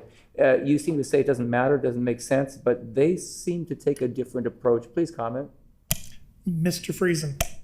Thank you, Mr. Friesen. I direct you to page 7, slide 14 of the presentation I handed out. You will notice that Bill 36 will make Manitoba the only jurisdiction in Canada that accelerates repayment of utility debt. There has been no substantive or material repayment of debt or reduction in debt levels. Let's use that word, because you misused the repayment of debt thing last meeting. There has been no substantial reduction in debt to increase debt to equity levels in any Crown Corporation utility in Canada. None. Mr. Sala. Thank you for your presentation. Mr. Friesen, I think as a representative for Manitoba Industrial Power Users, it's fair to say that you represent a very important perspective here in this province of business, some of the biggest power users in this province. What is your opinion on the impact of Bill 36 on our business environment, on the competitiveness of Manitoba as a place where businesses would want to invest? Mr. Friesen. The script for Bill 44, 35, 36 was created in 2017-18 with Manitoba Hydro's rate application. It called for dramatically accelerated rate increases. When we looked at IFF, the last long-term financial forecast provided by Manitoba Hydro, in part because of all of these pending bills, we look at the rate increase required to achieve a 70-30 debt to equity ratio. It's about 120% cumulative rate increase by 2040. It's more than a doubling of rates in Manitoba. That will drive industry from Manitoba. It will destroy energy intensive industry in this province. It will destroy jobs. It will destroy economic activity. It's already happening. Further questions, Mr. Sala? Now, this bill would require Hydro to raise $7.5 billion, I believe, by 2040. What's the impact on Hydro's ability to mitigate risk by generating $7.5 billion of revenue? Does that actively in any way protect Hydro, hedge against some kind of financial risk that they're facing? Mr. Friesen. Sorry. One of the commonly accepted regulatory principles in Manitoba is that we will use our debt to equity ratio and the retained earnings that it provides to mitigate drought risk and other risks such as rising interest rates that may be faced by Manitoba Hydro. With the construction of Bipole 3, with the construction of the Manitoba-Minnesota transmission line, we have actually reduced our liability for drought. We have made it easier to protect ourselves against drought. So as Manitoba Hydro testified at the interim rate hearing last fall, our drought risk today is actually substantially less than it was a decade ago. So there's no need. A decade ago, with the proper risk analysis, we determined that $3 billion in equity was more than adequate. There's nothing to suggest that Manitoba Hydro needs $7.5 billion in equity to protect itself against the risks that it faces. I have one more question, Mr. Sala. Thank you. No, I'm very grateful to have your perspective here. I just want to put a finer point on it. If Bill 36 passes, will Manitoba lose jobs? Mr. Friesen. I can't tell you that with a degree of certainty. I would be remiss if I did that. But I will tell you that there is competitive rate pressure on electricity. Manitoba is not a low-cost jurisdiction to do business in. Historically, lower energy rates relative to other jurisdictions offset the higher cost of doing business in Manitoba. When we lose that advantage, when we lose that low rate advantage, obviously decisions are made differently. I know that Bill 44, Bill 35, and Bill 36 have jeopardized investments in sustaining capital for Manitoba MIPUC members. I also know that there are members that have told me they would not have invested in Manitoba if they had been aware that this was the rate trajectory when they initially came to Manitoba. All right, our time for questions is expired. Thank you very much, Mr. Friesen, for taking time tonight to spend with us and making your presentation and also answering questions. I'll roll to the next presenter, Natalia Eleniak. Natalia Eleniak.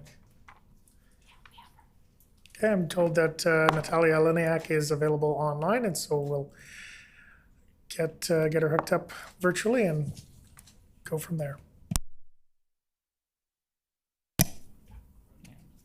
All right, Natalia Eleniak, good to see you. You can proceed with your presentation whenever you're ready. Awesome. Good evening, members of the committee. My name is Natalia Eleniak, and I'm here on Treaty 1 territory to oppose Bill 36. I don't think the bill is salvageable, and I want to go on record saying that it should be withdrawn. Before I dive in, just for background information, I wanted to tell you that I'm an instructor at the University of Winnipeg in the Department of Sociology. And just to give context, my academic background focuses on colonial genocide in Manitoba and in Canada. I also volunteer with the Manitoba Energy Justice Coalition, specifically supporting the work of the Manitoba Hydro Accountability Board, a group of public experts with firsthand experience with the devastating environmental and social impacts caused by actions of Manitoba Hydro, a supposedly green resource. So I volunteer my time and energy towards holding Manitoba Hydro accountable because its operations are destroying communities. And that's the same reason I'm here today, fighting for the Public Utilities Board. I mean, I feel like I don't need to tell you, but I will, how removing accountability and transparency from a public utility is definitely a dangerous precedent, especially when this public utility is already making decisions against public interests. This bill will allow any current and future government to create new rules from a public utility, new rules on how electricity rates are set without having to justify it before the Legislative Assembly. And what is the point of a censored PUB? I have the same concerns most folks do. I'm worried that Bill 36 will raise the price of hydroelectricity for Manitobans and disproportionately impact vulnerable people. The bill strips the Public Utility Board of its impartial oversight role in setting hydro and natural gas rates. Additionally, to echo a lot of my other speakers tonight, Bill 36, I'm concerned about its limiting in terms of having the public able to access these conversations. Some conversations could only happen in written rather than oral hearings. And in some cases, meetings might be completely happening behind closed doors. So, of course, I echo everyone's concerns if there is any risk to the public's ability to participate in these conversations, then I think that is a red flag.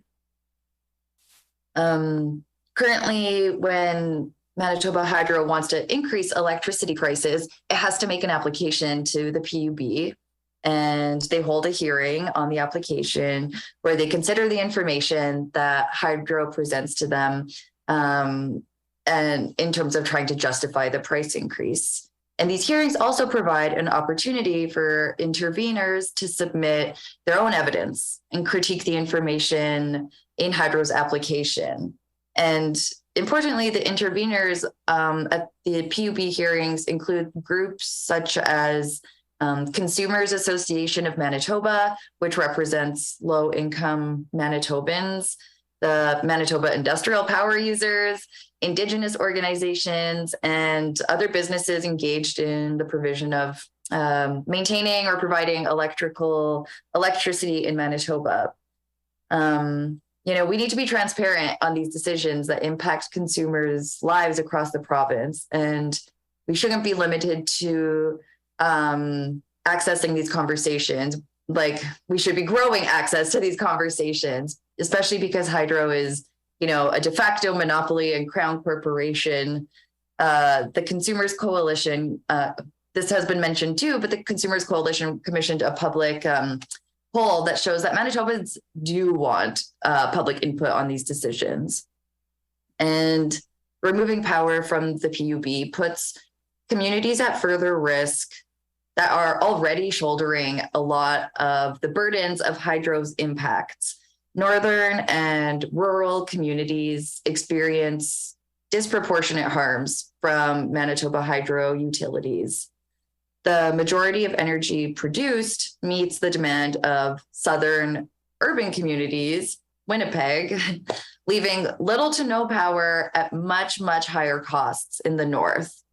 And these are the voices that we need to have access, make space for increasingly, not making it more difficult to access these conversations. Maybe if we had the PUB, the Churchill River diversion would never have happened. The diversion diverted 75% of the river to power their dams. And South Indian Lake is a really important example of an ecological community, including humans, plants, animals, that continue experiencing the social and economic ravages of this mega dam. The entire community was displaced, never able to return to their homes, never given a choice of where they could live. Their fishing economy was destroyed, despite promises of more and bigger fish from hydro and the government. And there are correlations between man camps, hydro man camps, and missing and murdered Indigenous women, girls, and Two-Spirit persons. The PUB is literally the only body right now that exists to hold hydro accountable for this type of action. It's the only, barrier that exists, and to thin it even more is really scary. Hydroelectric projects should have the highest level of public and government scrutiny, and we shouldn't be taking it away. Quickly, I wanted to make one more point. I'm also concerned that Bill 36 will allow the private retail sale of electricity without a clear framework or strategy on what will be permitted. I was writing that and thinking that actually, this is already happening. Already Manitoba Hydro keeps their decision-making process very inaccessible to the public. Winnipeg consumers and surrounding communities are really largely unaware that they are paying for expansion to sell energy outside of Manitoba for discounted rates, no less, when it is Northern Manitoba that is eating all the burdens and all the costs for this. So it just seems like hydro has free rein to build environmentally destructive, financially questionable, and socially disastrous projects, all while using public funds. And this already happens with the PUB existing. And so this is definitely a plea to have, more power in this third-party entity rather than less. It's the only barrier that exists between,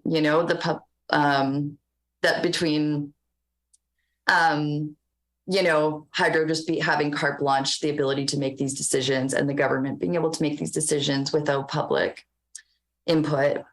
So, if we are serious about keeping the public utility public, and if we're serious about honoring treaties and Indigenous rights to land and sovereignty, then we need a PUB that actually has teeth in its ability to hold hydro and government bodies accountable. It needs to be accountable, it needs to be transparent, and it needs to operate for all Manitobans, not just, a select few more privileged people. Okay, that's it. Thank you so much for listening. All right, thank you, Ms. Eleniak, for your presentation. We'll roll right into questions. The Honourable Minister Friesen. Thanks for your presentation. Lots of thoughts there. I'll just hone in on one because of the short time. Section 15 of the bill, you talked about it and you suggested it might open up, power to companies or private sector. What this actually does is provide a mechanism to help First Nations communities in the north who might be running diesel power be able to switch over to renewable sources of energy. I thought, considering your background, I'd like your opinion in response to that to say whether you favor this kind of section of the bill that would see a translation from fossil fuel burning to renewable energy sources for remote communities in the north. Ms. Eleniak. What I think is that we need the input of northern communities around this type of decision making. And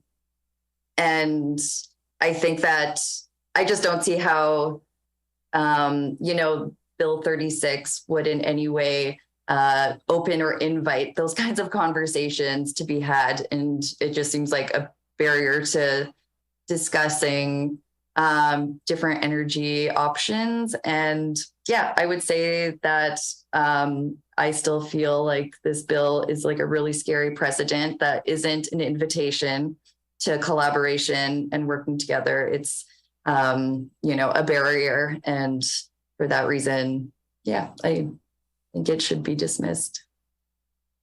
Mr. Sala. Thank you, Ms. Eleniak, for your presentation.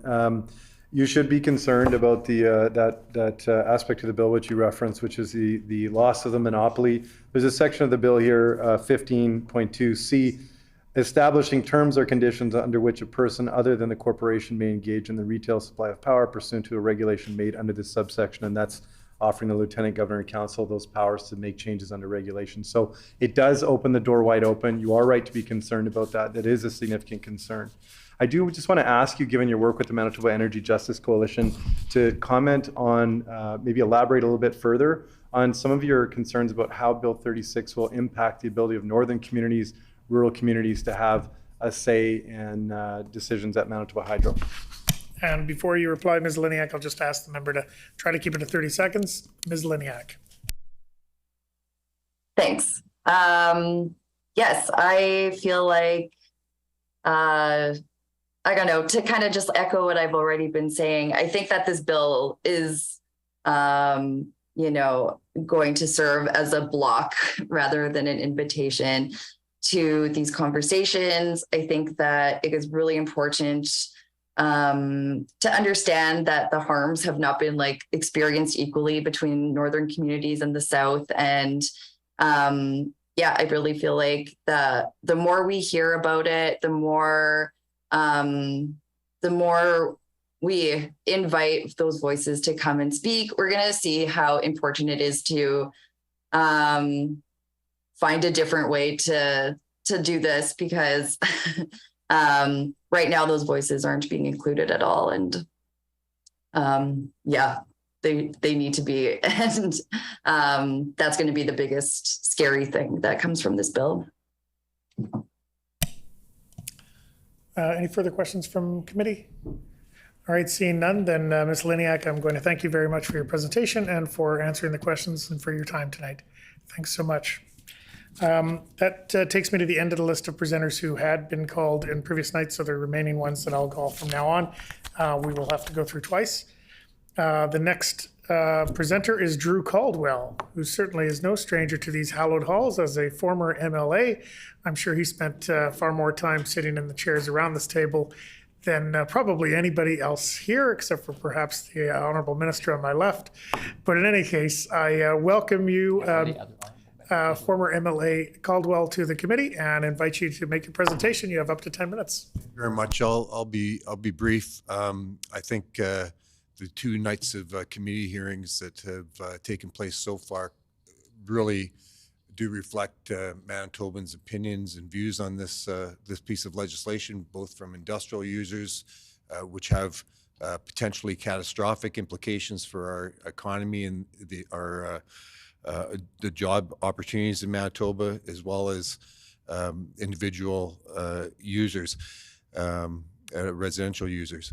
I do want to say, though, and I think it's important, because oftentimes these sorts of public hearings are just a charade, and although they're an important aspect for public involvement and engagement, oftentimes, the vast majority of times, minds are already made up when governments bring pieces of legislation to public hearing stage. And I want to comment on that because I think we've been pretty universal in terms of the presenters that have been appearing before this committee, universal in their opposition to this bill.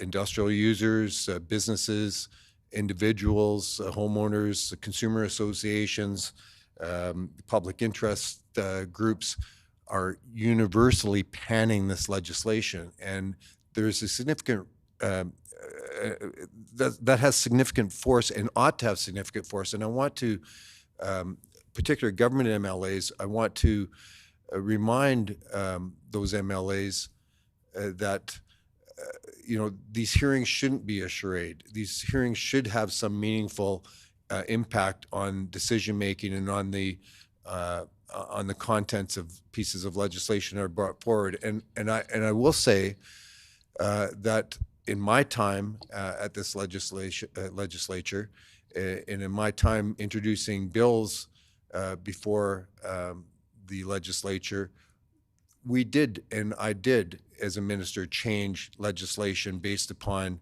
the public hearings. And I'll reference the school division amalgamation that took place under my tenure as Minister of Education. There was significant days and days and days, in fact, or evenings and evenings and evenings of public hearings on the issue of school division amalgamations. And we did change the legislation based upon the input from the public that we heard before committee. So I would urge members to take that sort of lead in their deliberations on this bill when you've got a reality where the public, the business community, public interest groups are universal in their approbation of the bill. It is a very, very, very poor piece of legislation. One of the most damaging pieces of legislation I've seen in terms of the removal of accountability, the removal of transparency, the providing for arbitrary decision making at a political level on one of Manitobans' jewels. Our Manitoba Hydro is one of the, Gary Doer, my colleague Gary Doer used to refer to Manitoba Hydro as Manitoba's oil in terms of its ability to generate huge benefits for this province in terms of financial benefit, in terms of job benefit, in terms of low power rates for Manitobans to have the Manitoba advantage, as it's referred to. So, having a bill that seeks to remove public accountability and transparency on all sorts of, not just rates, but the ability to break up the monopoly, the ability for third parties to come in and start to generating revenue and private revenue. There's so many things wrong with this piece of legislation that I'm not the first one here tonight to suggest that it should be withdrawn in its entirety, but I would say it ought to be withdrawn in its entirety, as was Bill 64. And I credit the government for making that decision and that determination to withdraw a very, very bad piece of legislation. This piece of legislation equals, if not surpasses, in fact, I would suggest it surpasses in its negative consequences for Manitoba, because it strikes at the pocketbook of every single Manitoban, and it strikes at the viability of every single business that uses power in this province. So, I think I would urge the committee to reflect on the purpose of public hearings and the meaningfulness of public hearings and the words and the thoughts of the people who have appeared before this committee in in opposition to this bill, and I would urge committee members and government committee members to reflect on the words that I suggested or said earlier about the fact that we did change pieces of legislation based upon input from the public in my time, and you have a precedent with Bill 64 where the bill was withdrawn in its entirety last session. I would urge this committee and I would urge the government to withdraw this bill in its entirety. It has catastrophic consequences for Manitobans, for businesses in this province, and that's not even delving into the accountability and transparency and the ability for sound, thoughtful decision making, which the politicization inherent in this bill throws out the window. And that's really all I really have to say tonight. Thank you very much. Thank you very much, Mr. Caldwell, for your presentation. Now we'll roll into questions. Honourable Minister Friesen. Welcome to committee. I'll be brief. Interesting you should invoke the phrase Manitoba's oil. The full phrase was, and the planned investments of kiosk and bipole won't cost Manitobans a cent. And the former NDP government you were part of hid those cost overruns from Manitobans, resulted in $24 billion of debt at Hydro. Wonder if you would comment on the catastrophic consequences of $3.7 billion in cost overruns for kiosk and bipole and the implication for rates now. Mr. Caldwell. Like the premise of the question, to be quite frank, rejected entirely. The ability for Manitoba to export clean, sustainable energy into the North American market is probably the best investment, long-term investment that was made by the Dewar-Salinger governments, and it's going to provide benefits, financial benefits, tangible financial benefits for Manitobans for decades into the future. And in an environment where sustainability is becoming increasingly important, that places Manitoba and Manitoba Hydro in a very favorable position to reap the benefits of sales into that North American market. Mr. Sala. Thank you so much for the presentation. I just wanted to, you mentioned Bill 64. That was another bill that sought to erode our level of representation here in Manitoba and in school boards, of course. This bill would seek to erode our representation in energy rate setting. Could you just comment a bit more on your concerns around how this bill ultimately impacts democratic representation here in Manitoba? Mr. Caldwell. Well, other presenters have made reference to this. The fact that the public utility boards has served this province exceedingly well and served consumers exceedingly well for decades, in fact, for the entire length of my lifetime, is proof positive how the ability for democratic participation, for interest groups, for professionals, for experts in the field to provide substantive information to a public utility board to consider and to be part of its deliberations, which is removed completely from this bill. You're not going to have any ability in any meaningful way for expert opinions, for thoughtful analysis, for long-term projections provided by people who, and not just people, but institutions that have the capacity and have the expert capacity to meaningfully have a thoughtful and considered discussion and a thoughtful and considered resolution to whatever the issue is before the Public Utility Board. So an erosion of the Public Utilities Board, it really is an erosion of the ability for Manitobans to participate in their own economy.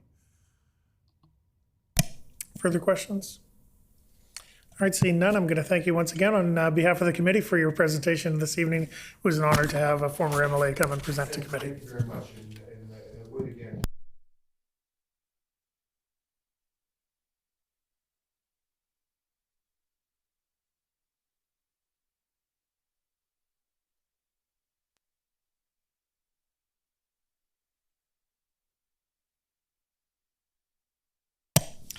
Thank you very much. We're going to move now to the next presenter, Lydia Schrader-Hart.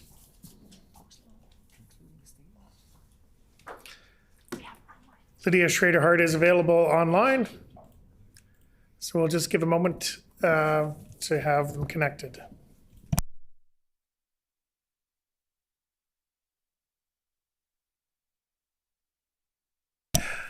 All right, Ms. Schrader-Hart, I hope I'm pronouncing your name correctly. Welcome to the meeting. You can begin your presentation. You have up to 10 minutes whenever you're ready. Okay, thanks for hearing me. We are sitting on Treaty 1 territory and the homeland of the Manitoba Métis. As he said, my name is Lydia Schroeder-Hart. I retired myself in April of 2022 from a professional position that I held for 6 years, and I was a small business owner prior to that for 22 years. My pensions currently provide about 68% of the income I earned prior to retiring, so I have had to budget more carefully than I did while I was working. So I think you can see where I'm going with this. I live approximately 30 miles out of the city of Winnipeg, and I don't have access to natural gas, so all my electrical and heating is provided by Manitoba Hydro. In doing my budget since I retired, I've realized how much of a portion the hydro budget takes up every month. I'm not living below the poverty line, but a large percentage of Manitobans are. I own my house that I've done most of the required upgrades on to ensure that my house is running efficiently from an energy and condition perspective. I'm not subject to escalating rents and living in houses that landlords haven't maintained well that cost much more to heat than my heating bills. An increase in Manitoba hydro rates for me would be uncomfortable. For many, many Manitobans, it would be impossible. With food costs almost doubled, gas prices almost doubled, rents up approximately 30%, and mortgage interest rates up for those low-income Manitobans able to own their own homes, and incomes and not anyway keeping up with the cost of all that inflation. This is the wrong time to say to Manitobans that they should be comfortable with rate hikes from an already typical 2 to 3% under the management of the Public Utilities Board to the 5% or more that this provincial government is suggesting. It will be a hard sell then to get them to trust that government to look after their interests after this. A little bit about the Public Utilities Board. The structure and composition of the existing Public Utilities Board prior to amendments proposed under Bill 36 is outlined in the Public Utilities Board Act. The board is a quasi-judicial administrative tribunal delegated decision-making authority under provincial statute. That public hearing process, their public hearing processes follow many procedures of court, and they satisfy standards of procedural fairness. Their decisions can be appealed to the Manitoba Court of Appeal. Moreover, they act as an appeal body for several other administrative tribunals, including the Highway Traffic Board. Administrative tribunals are government agencies tasked with making decisions otherwise made by the government's cabinet or one of ministers. In keeping with this principle, the chair of the board currently reports on an annual basis to the Minister of Finance. There are several reasons why governments choose to delegate authority from cabinet to administrative tribunals. First, governments seek to ensure that decisions involving essential public services are insulated from public pressures through the independence and objectivity of an administrative tribunal. Secondly, they seek to ensure that decisions are made on the basis of specialized technical expertise, which is particularly important when dealing with the complexities of public utility regulation. Third, they seek to ensure fair and equitable treatment of affected parties through structured public participation. The Manitoba Public Utilities Board must by law be composed of not less than 3 members, and currently the board is composed of 12 members with only a chair acting as a full-time member. It's fairly efficient. All of them have been appointed between 2012 and August of 2022. The board members' bios reveal members with good, broad ranging qualifications that speak to the specifics of the utilities and organizations they serve. Board members do not have fixed terms. All members are appointed by the Manitoba Lieutenant Governor on the recommendations of the Premier of Manitoba and serve at his or her pleasure. The board has broad supervisory powers over public utilities and designated monopolies such as Manitoba Hydro and MPIC. The mandate of the board is to balance the interest of the customer, that's you and me, and of the utility, and the procedures are transparent. The board has a long-standing proven track record that met their mandate to raise or lower the asks of Manitoba Hydro and MPIC and other entities under their supervision, depending on what is justifiable. The board serves as a tribunal independent from political influence. Political interests can speak to agendas that don't necessarily lend themselves to good governance on the broad picture of utilities.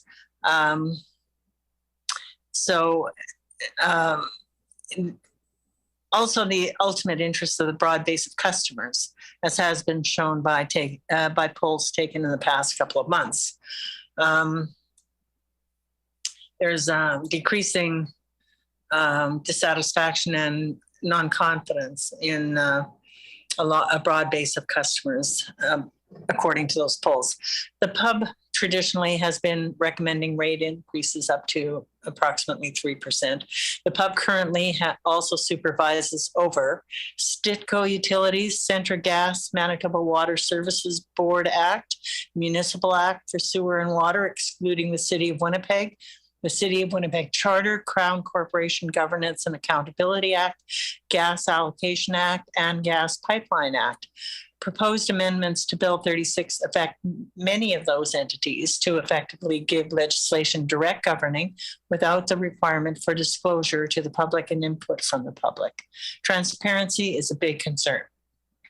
The reason why this is not typically done is because Manitoba Hydro and MPI and other utilities are effectively monopolies in Manitoba, so this leaves decision-making open to abuse by elected officials who may only serve in legislation for a term, but their decisions may have long-term and in some cases adverse impacts. The independent tribunal is tasked to ensure sustainable long-term benefits to the people and businesses they serve.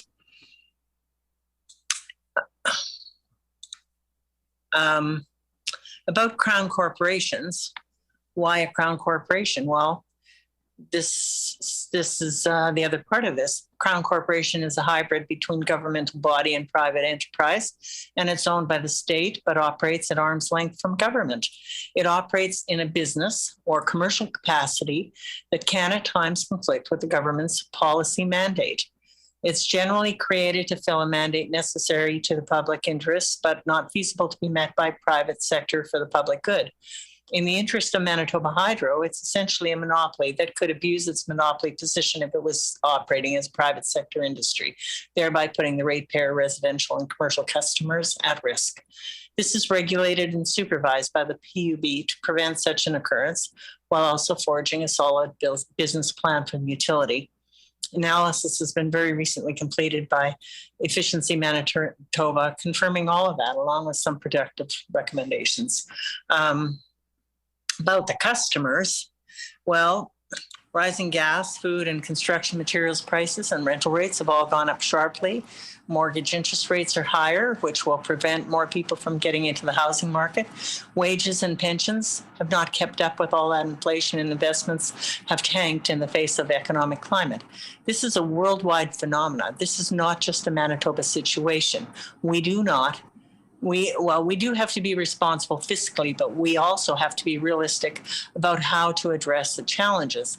Debt reduction is important, but so is industry generation to develop domestic product, produce more exports, to generate more income, to reduce that debt. It's much easier for policymakers to raise prices on essential products for people who have no choice in their use than to do the hard work of developing creative markets, but it's a lazy choice that results in declining markets. The downsides of raising prices on essential products in that way is the dampening effect it has on actual spending power, which in turn reduces the flow of money in the marketplace and therefore reduces the amount of debt that can get paid down. And the other part of this is Manitoba has minus 40 degree temperature in the winter. You know, landlords and low-income homeowners don't or can't always maintain their homes to an efficient level for heating. Tenants and low-income homeowners would be the most affected by undue increases for public utilities, and with the least able to compensate with it for it with alternate technologies. And thank you, Ms. Schroeder-Hart. But the 10 minutes are up. But we are going to have a 5-minute question period, and you're welcome to continue some of your remarks during that. We'll go to Honourable Minister Friesen for the first question. Thanks for being here and for making your presentation tonight. We agree with you that there should be concern about keeping Manitoba rates low. I wanted to know if you were aware that under the previous government, in a period of time of 14 years, there were 14 years of hydro increases that would have been lower were this test of 5% or CPI in place at that time. Were you aware? And I invite you to respond. Ms. Schroeder-Hart. I'm somewhat aware of that, but the fact is that was too high, and so is the 5%. Wages are not keeping up with anywhere near any of this. And so we're already just behind the 8 ball. And so you might say, well, it's only 5%, and that's only 5% perhaps to you and me and legislators, but to the people who are having problems feeding their kids and paying for their transportation and paying their rents, 5% is a lot of extra money. 2 or 3% is difficult. So many of these people are already having a very hard time paying their hydro and gas costs. And, minus 40 below with no heat, that's not a doable situation in Manitoba. Mr. Sala. Thank you so much for your presentation. I don't have a question. I just want to state that I'm in strong agreement with you about the threat that this bill poses to the affordability of life in this province, especially for seniors, low-income people, people on fixed incomes. This bill is a real threat to their ability to make ends meet at the end of the month. And I do appreciate that you made time to be here tonight to share your concerns and to be part of this process. So thanks so much for being with us tonight. Ms. Schroeder-Hart, any response? Thank you for hearing me. I'm very happy to be here. All right, any further questions from members of the committee? I'm seeing none. So I'm going to thank you once again, Ms. Schroeder-Hart, for your presentation this evening, and we'll go to the next presenter, Jarvis Brownlee. Jarvis Brownlee, I'm told, is not available to join, so a name will be added to the bottom of the list. Peter Kulczyski. I'm told Peter Kulczyski is not available, so his name will be brought to the bottom of the list. Teresa Thordarson. I'm told, is available, and so we'll just give a moment for the connection to be established, and then she can begin her presentation.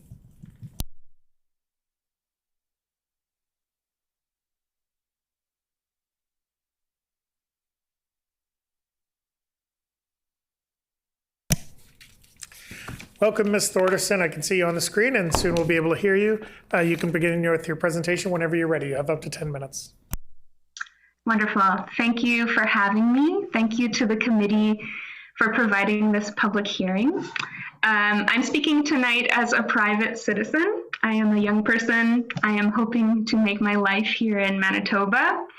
And for me, the Public Utilities Board is an important factor in that possibility. As a science-based and science consulting arm's length regulatory board, it provides such a transparency that is so needed, stability, and also the possibility of a reconciliatory approach to rate setting in the future.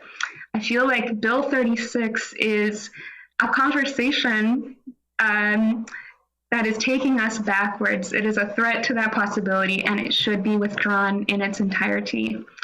The Public Utilities Board, as we've heard tonight, is widely supported by Manitobans. The recent Consumer Commission polls have been cited. The things that concern me about this bill include arbitrary deadlines, arbitrary rate setting, and a lack of transparency and closing doors to Manitobans providing input, such as this hearing, having fewer consultations. Some other specific things that have provided some concern: there is no specific information on the rules for setting gas rates. Important terms such as clean, renewable source of energy are not defined in the Act, and there is no universally accepted definition of something like that. So in terms of changing climate, this bill provides less stability in my reading of it. I also find it extremely concerning that, according to Acting Grand Chief Eric Redhead, there has been no consultation with First Nations leadership on Bill 36, despite statements that this would be benefiting Northern First Nations. I don't think that we have any true representation from those leaders, and this should be coming from them. So I don't have a long speech tonight, but those were the statements I wanted to make. And I think I'm open to questions. Thank you, Ms. Thorderson. We are grateful for your time and presentation. The chair had to step away for a moment. Your presentation did not cause me to lose all my hair. I'm a different person, so just I will allow some questions. The rules permit some questions, and the minister has the first question. Minister, please go ahead. Thank you for being here and for your presentation this evening. I really don't have a question for you. I just wanted to convey to you that the spirit and intent of this set of amendments is to actually stabilize hydro with a debt that's been tripled. Threatens young people like yourself, the long-term longevity of hydro's ability to generate low rates. It's trying to protect the low rate advantage of Manitoba Hydro, and it's actually trying to expand the role of the PUB. Just invite you to comment on any of those things, if you will. Ms. Thorderson, sorry if I struggle with your last name. Did I say it right? Yeah, please go ahead. Better than most. It's Thorderson. Yeah, thank you. It is very difficult for me to see any expansion of the PUB. It is necessary for the PUB to be an arm's length organization to be able to comment on the many government the increased ability of the government to have more say in Manitoba Hydro's workings as a de facto monopoly. So just the fact that this is seen as an expansion is extremely worrying to me. And I think that is my response. Mr. Sala. Thank you, Ms. Soderson, for taking time to be with us tonight, and thanks for your presentation. You are, again, yet another individual who's come here tonight or come here before this committee to share your concerns with the bill. Again, it's been near unanimous opposition to this bill to date over the two nights. I don't have any questions for you, but I just want to thank you and let you know that we as the opposition will continue to fight against the passage of this bill and do everything we can to make sure it gets scrapped. So thank you for your time. Ms. Thorderson, any response? No, thank you for the time of the committee. I appreciate it. All right, thanks very much for appearing before committee and for answering the questions. We'll now move to the next presenter, and I'll call Lynn Fernandez.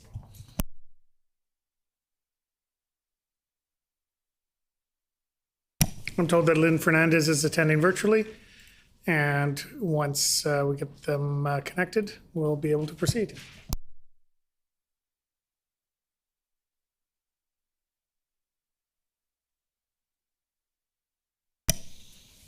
All right, Ms. Fernandez, I can see you on the screen. You can begin your presentation whenever you're ready.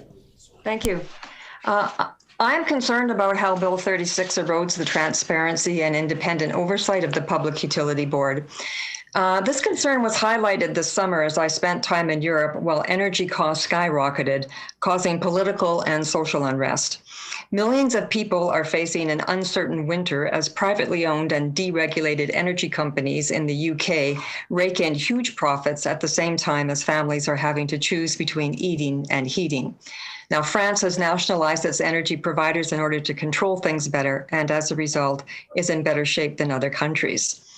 I often thought about how lucky I was to be coming home to a province with a publicly owned utility that provided such reliable, affordable energy. The same scenario played out 2 years ago when customers in Texas, all reliant on private deregulated utilities, were subjected to huge rate increases when the polar vortex sent temperatures plummeting. It's hard to imagine living under such circumstances. Now, the reasons we have we will hopefully never have to face these dire situations, and we have such reliable and affordable energy, is the fact that Manitoba Hydro is a publicly owned utility, and we have the PUB acting on behalf of citizens and ensuring that important decisions are not overly influenced by politics. Arguably the most important player in the province's economy, Manitoba Hydro provides an irresistible platform on which to score political points.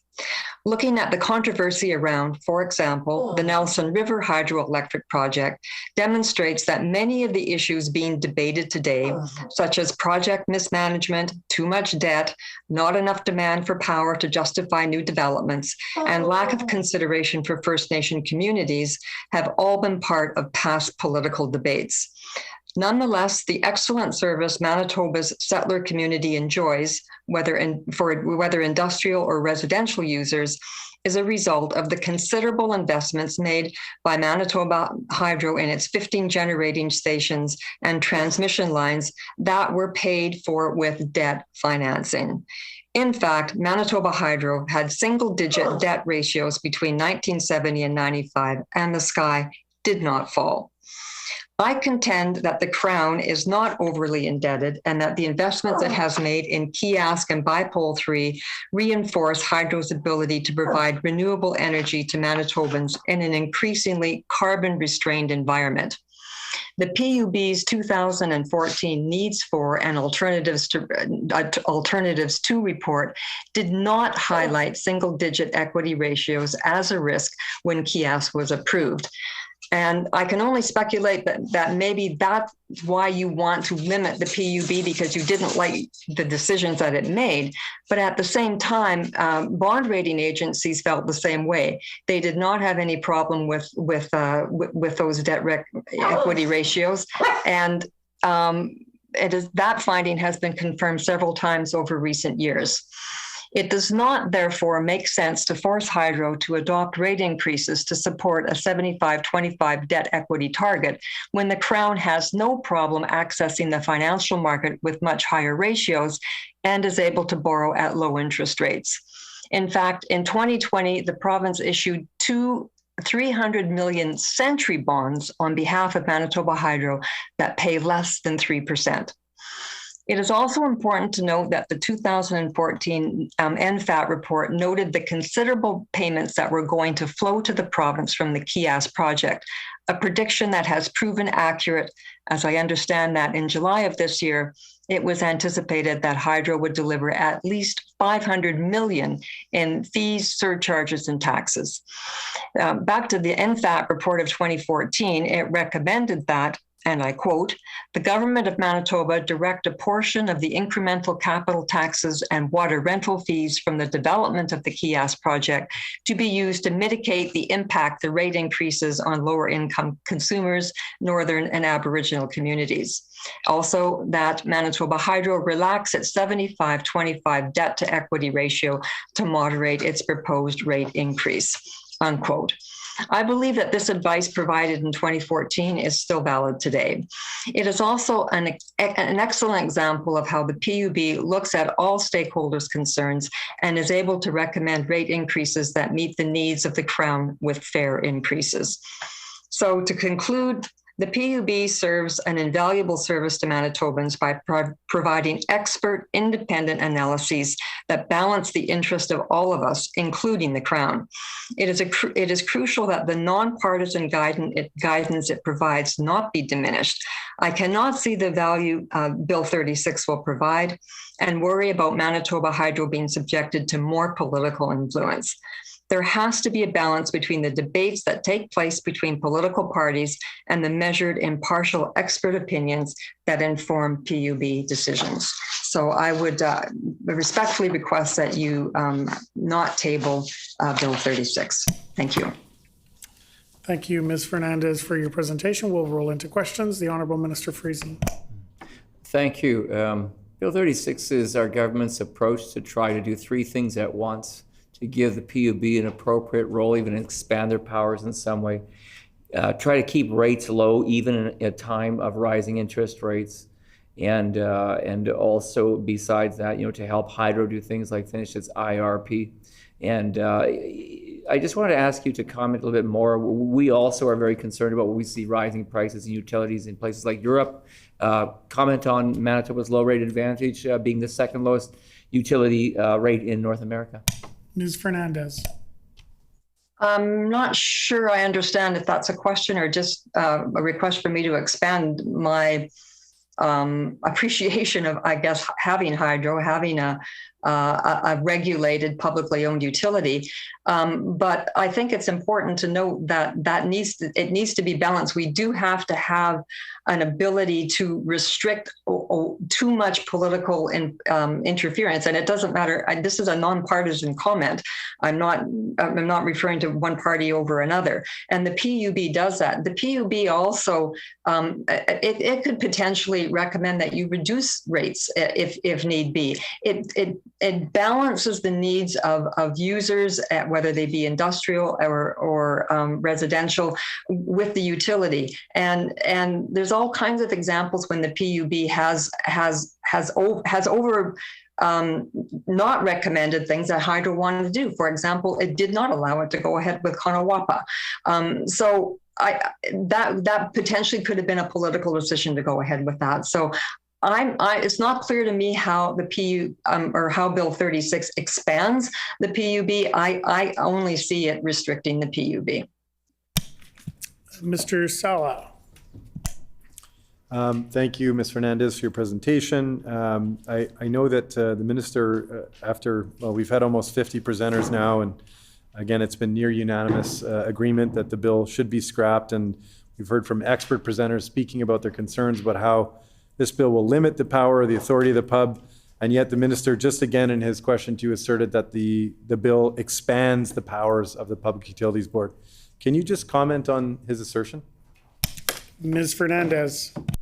Thank you. Once again, I don't understand why he says that when I think it's clear to everybody that it actually restricts the PUB, and it also very, very clearly is connecting rate increases to I think an unrealistic debt equity ratio that that is politically motivated. I just see this government as being unduly obsessed with debt and deficit, and it is pulling the 75-25 ratio out. And I know earlier the minister noted that other Crown corporations are actually trying to reduce their debt equity ratio, but this does not whether they are, they have not necessarily made the same sort of investments that hydro has. And we've invested in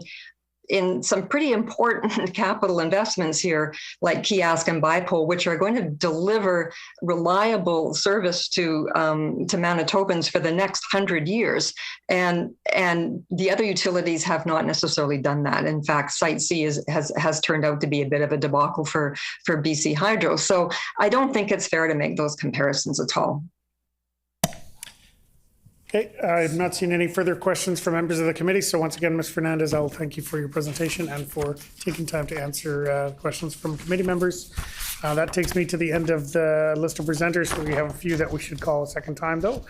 And so I will do that at this time. We'll call Jarvis Brownlee. Jarvis Brownlee.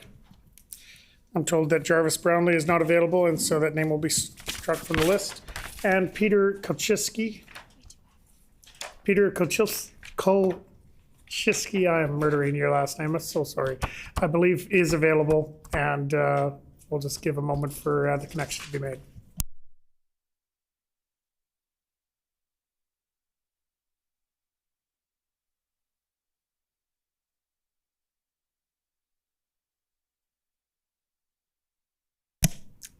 All right, I think I can see you now, Peter Kolchiski. You are, and you can let me know how to pronounce your last name. I'd appreciate it. And you can proceed with your presentation whenever you're ready.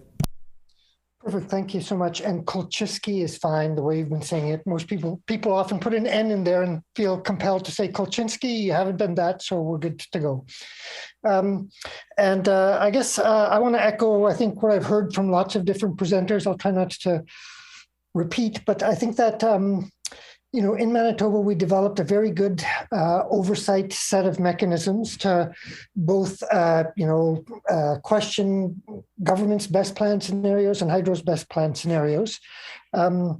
My work over the last few years, I'm just speaking to you as a citizen, but I have worked with hydro-affected Indigenous communities in northern Manitoba, and they're very vulnerable communities. They haven't been, I think, getting adequate compensation for what's been taken away from them. We have a lot of unfinished business to do in northern Manitoba with trying to pay the actual costs of hydro production, and those actual costs include the costs on the social and cultural impacts on northern Indigenous communities that are all along the developments that may arguably benefit us.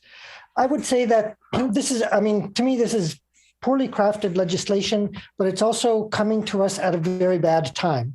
I think this is probably a time, given the challenges around climate change and energy security. The Public Utilities Board is a mechanism that allows us to have independent expertise, and it allows us to try and make decisions in a sort of politically neutral, as much as is possible, way that draws on, particularly with the Public Utilities Board, economic expertise.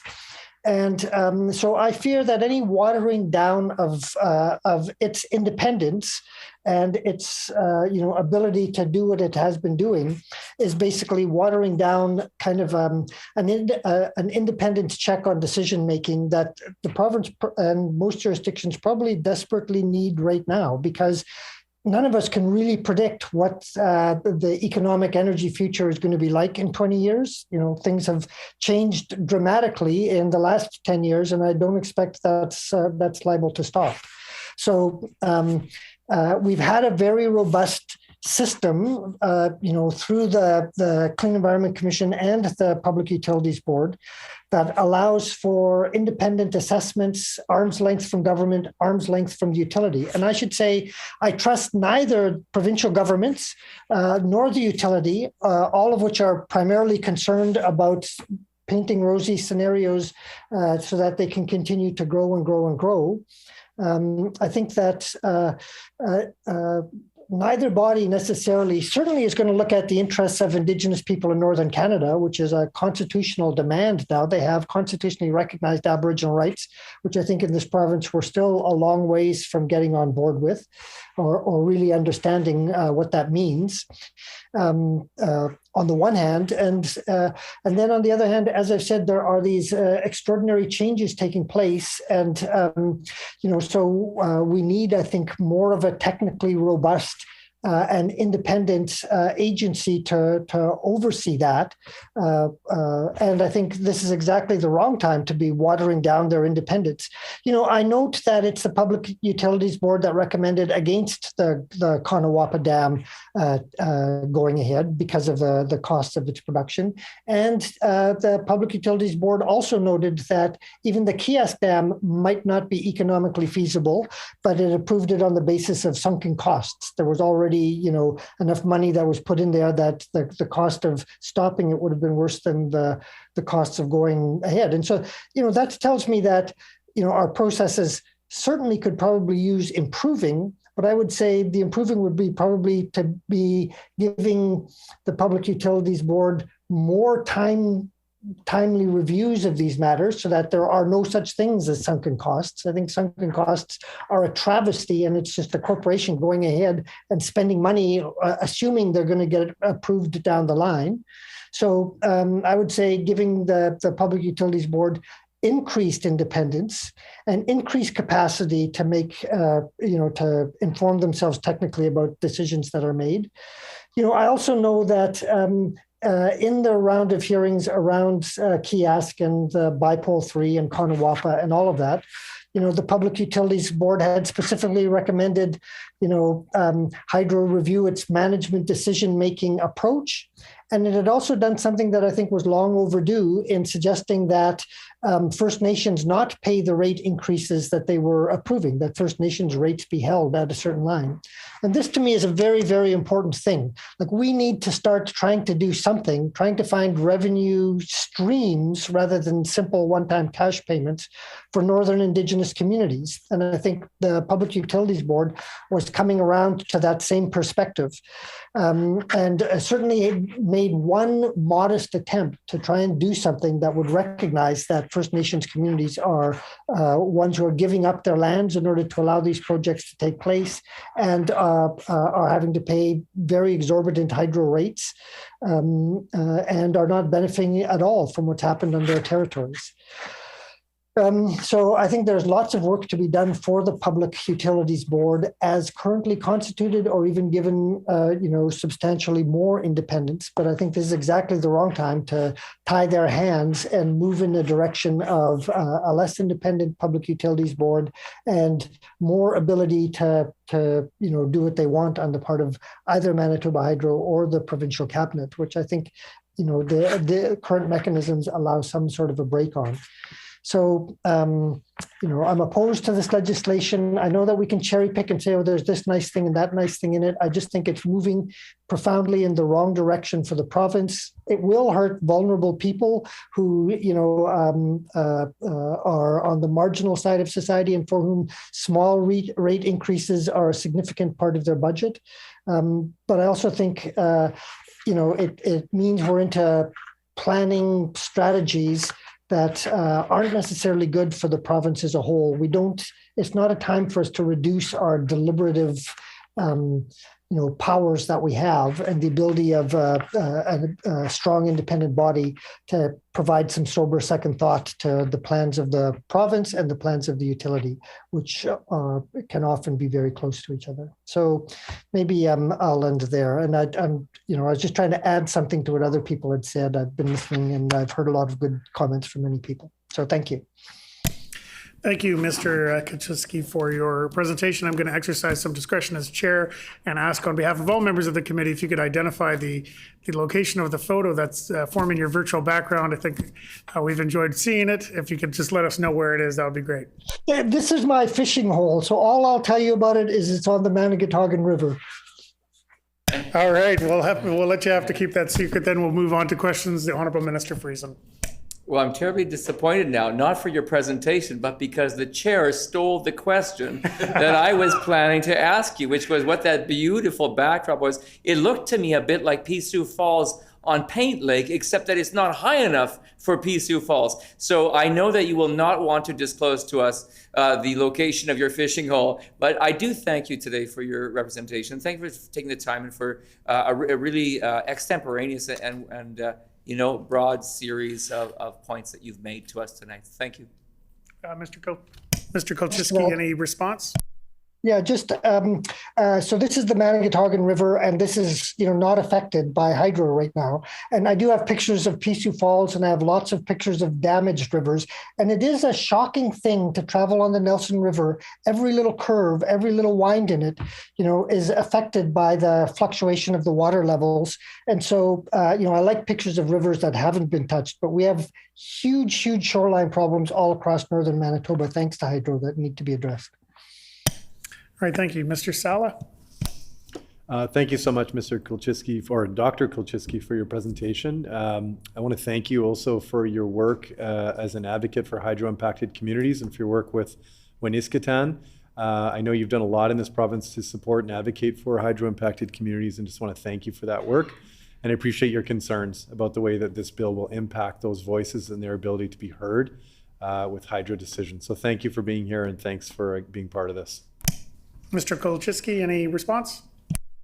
My pleasure. I wish I were a little more coherent. I didn't think I was going to be up tonight, so I was like, and then I realized, oh my gosh, I'm on. There we go. All right, well, we're out. I can say on behalf of the committee that we're very glad that you joined us and we're able to make your presentation. We appreciate your expertise also and your advocacy. That brings me to the end of the list of presentations at this time. And so we'll now proceed with clause by clause of Bill 36. Does the minister responsible for Bill 36 have an opening statement? I do. Please proceed. Thank you, Mr. Chair. I would like to begin by thanking all the presenters both tonight and in our previous committee last Thursday night. I continue to believe, and I know my colleagues across this table do too, that these committee stages they're important steps in lawmaking process in Manitoba. It's important to have public input. We have heard you tonight, and we'll listen carefully to your comments and suggestions. The bill proposes amendments across 3 acts: the Manitoba Hydro Act, the Public Utilities Board Act, and the Crown Corporations Governance and Accountability Act. The primary objectives of this bill are to enhance the oversight of major capital spending by Manitoba Hydro, increase the efficiency and effectiveness of the regulatory process, as well as create role clarity for the government, for Manitoba Hydro, and for the Public Utilities Board. For Manitoba Hydro, the proposed legislation will increase the efficiency of the regulatory process and lower costs to Manitoba Hydro customers. Approving a series of annual rate changes at 3-year intervals will provide better predictability and cost certainty. It makes it easier for households and businesses to budget energy costs and mitigate the risk of rate shock, and to answer concerns expressed by presenters this evening. Rate decisions can always be reopened. The bill considers this. Rate decisions can be reconsidered if there are material changes from the forecast used to set the rates. So that provision is contemplated. It puts Manitoba also in line, though, with most provinces that have multi-year rate setting mechanisms already in place governing their public utilities. People said, well, why would we do that? It's because other jurisdictions besides Manitoba have found the value and the merit in it. For government, the bill allows a greater focus on overall sustainability of hydro. And in many presentations, we did not hear people talk about sustainability of hydro. Some did, but especially given its current debt equity position that we simply do not believe that we can ignore or pretend it will be self-correcting. The Public Utility Board will still have to hold hearings. The Public Utility Board will still set just and reasonable rates. It will hear from a broad array of presenters, Manitobans and third-party organizations and nonprofits and advocacy groups and MyPug and other groups. The debt equity targets will help Manitoba Hydro to reach levels which other public utilities in Canada currently achieve. And I have to reinforce that. Ours is not an enviable position. I've heard people say, it's going to be fine in time, just given, the slow descent. That's not what the evidence shows, and so we know that action is needed. Government continues to borrow on behalf of Manitoba Hydro. It ensures that the corporation and Manitoba's benefit from the preferential ratings of the province. We heard individuals tonight talk to us about the scariness, and I agree, of what we're seeing in other parts of the world. I have a brother in Europe right now. We see great concerns about energy cost increases in the US, Europe, Asia, and we're concerned about that too. The corporation's debt reduction targets will help ensure that Manitoba's ratings are not jeopardized by Manitoba Hydro's financial status, especially in light of market rates rising due to inflationary and other issues impacting financial and economic markets globally. Right now, Manitoba Hydro's debt currently represents over 40% of the province's total debt. And $1.1 billion just goes to service that debt. I apologize if I misspoke last week at one point in time. It was a 6-hour committee. I remind that one presenter who flagged it. Yes, it's a debt service cost, a very different scenario than a debt repayment. Manitoba Hydro hasn't made a payment against this debt since 2008. It's only made 3 payments against this debt in 20 years. So yes, we know the difference between debt service and debt repayment, and I hope that Manitobans do as well. Government has a vested interest in understanding capital projects and is ultimately accountable for major project decisions made by its crown corporations. As was identified in the expert report on Bipole 3 and Kiosk, there was a lack of accountability on the part of the previous government when decisions about these projects were being made. There's a whole report on it. I invite Manitobans to read it and to not be fooled again. History should teach us to look hard at the lessons of the past and to make efforts to not repeat those errors. There was little evidence of fiscal oversight for those projects by the previous government. It ended up with massive cost overruns. In the case of Kiosk, the need for it at the time was questionable at best. So government has an obligation to review and approve Manitoba Hydro's capital budgets. This also provides clarity for the Public Utilities Board while still giving the regulator the ability to review major projects before they are approved. Under Bill 36, the Public Utilities Board remains the strong, independent regulator, solely responsible for establishing electricity and natural gas rates in Manitoba through their independent public hearing process. To be clear, the Manitoba government has no role in establishing electrical rates under Bill 36. It is the Public Utility Board that sets rates. Do not be misled by the opposition party in the Manitoba legislature. It may fit their narrative to suggest otherwise, but it is not grounded in fact.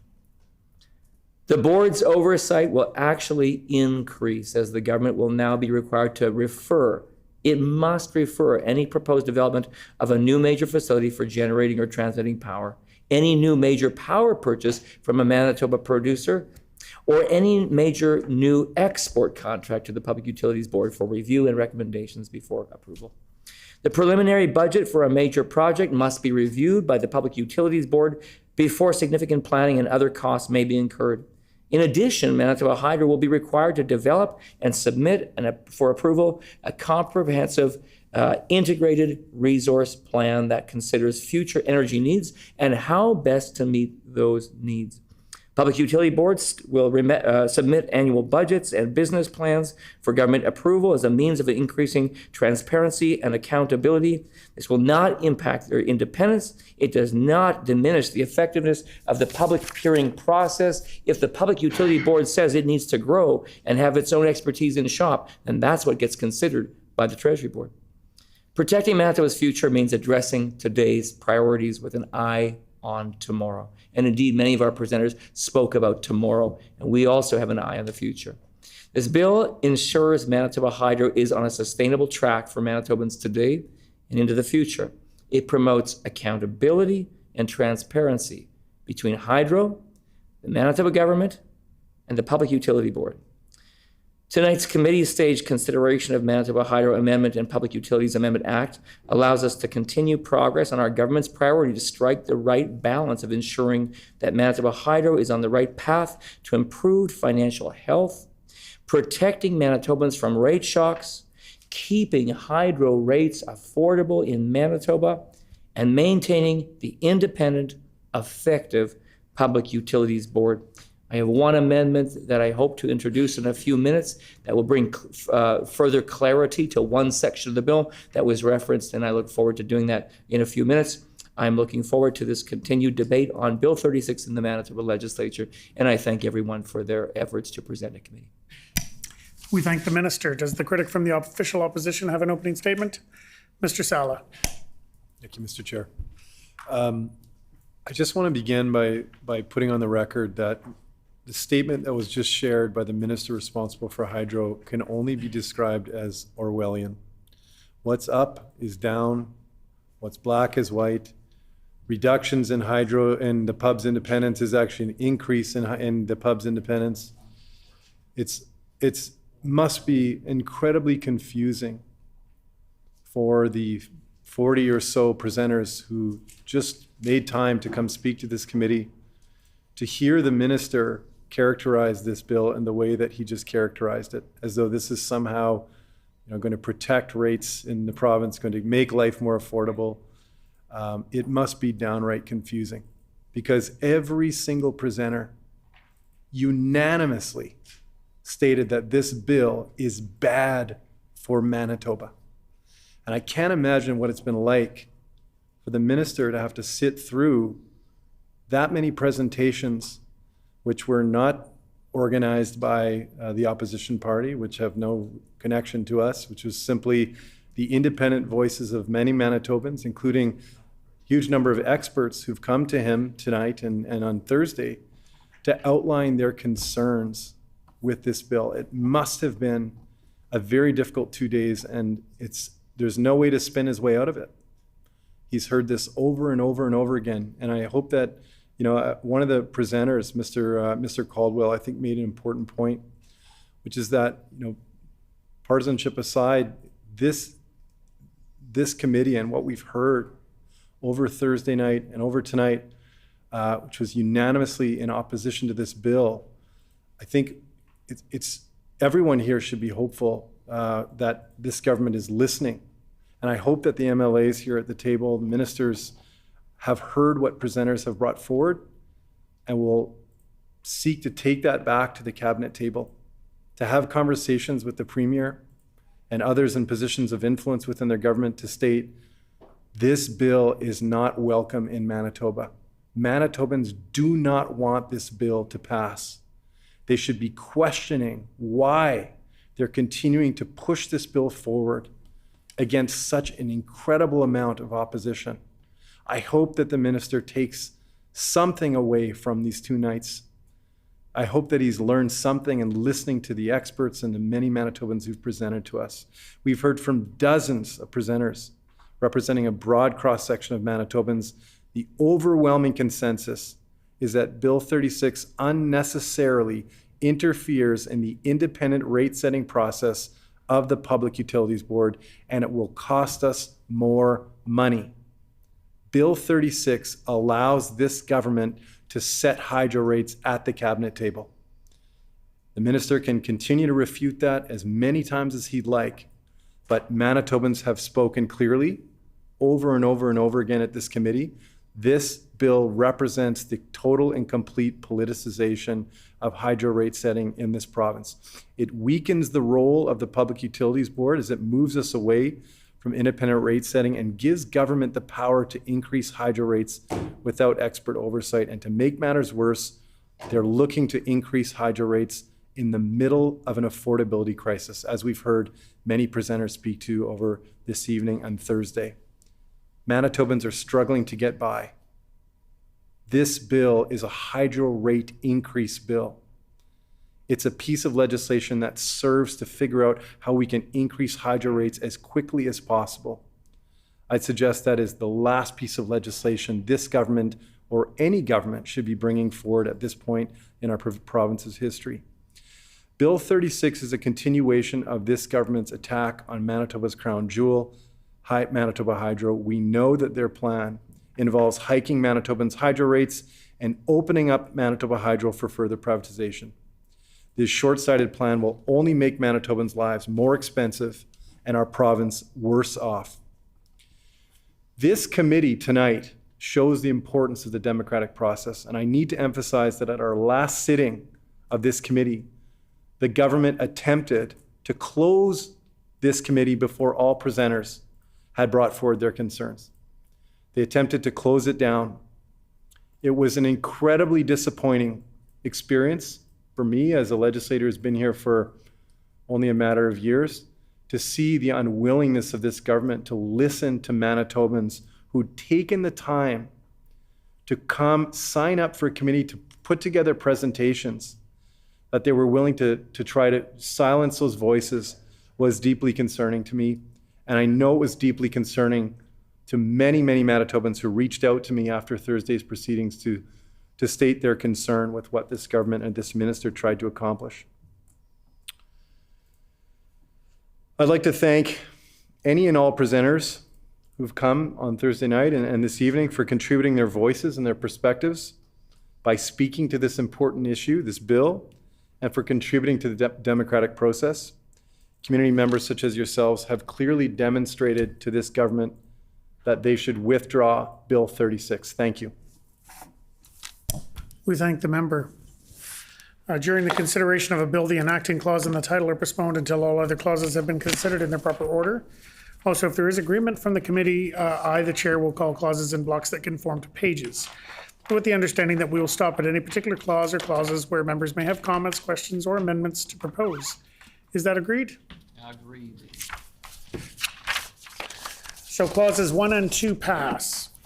Pass. Clauses 1 and 2 are accordingly passed. Shall clauses 3 through 5 pass? No. Shall clause 3 pass? Pass. Clause 3 is accordingly passed. Shall clause 4 pass? Pass. Clause 4 is accordingly passed. Shall clause 5 pass? No. I hear a no. Honorable Minister Friesen. Mr. Chair, I would like to present one change to Bill 36, the Manitoba Hydro Amendment and Public Utilities Board Amendment Act. The change makes an amendment in wording that clarifies that retail sales of electricity to an entity or individual in Manitoba is only permitted when it is 1, produced from renewable energy sources, and 2, not connected to Manitoba Hydro's electrical grid. Although the original draft of the bill did require Lieutenant Governor and Council authorization making a regulation, the amendment further clarifies the intent. Currently, Manitoba's electricity market is open on the wholesale side.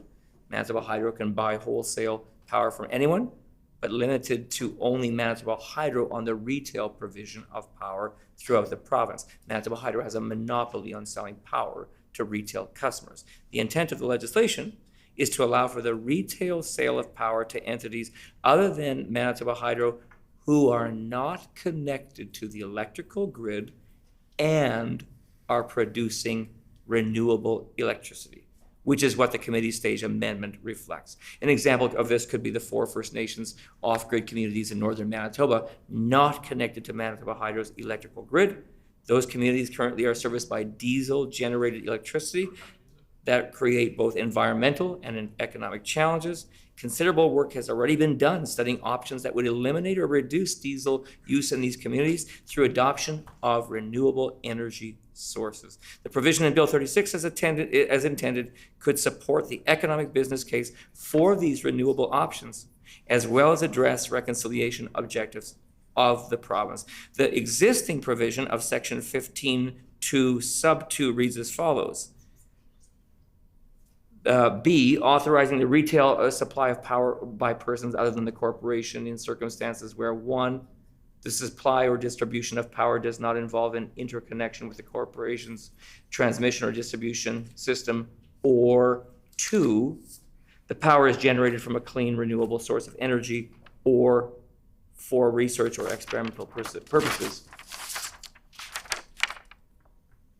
I would propose that the committee amendment read as follows, that the proposed subclause 15.2 sub 2 B1, as set out in clause 5.2 of the bill, 5 sub 2 of the bill, be amended by striking out system or and substituting system and.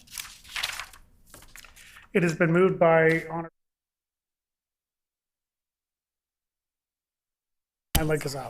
It has been moved by the Honourable Mr. Friesen that the proposed subclause 15.2 bracket 2 bracket B bracket I as set out in clause 5 bracket 2 of the bill be amended by striking out quote system or quote and substituting quote system and quote.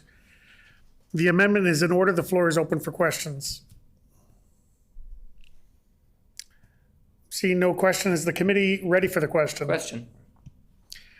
The question before the committee is as follows, that the proposed subclause 15.2 bracket 2 bracket B bracket I as set out in clause 5 bracket 2 of the bill be amended by striking out system or and substituted system and. Shall the amendment pass? Pass.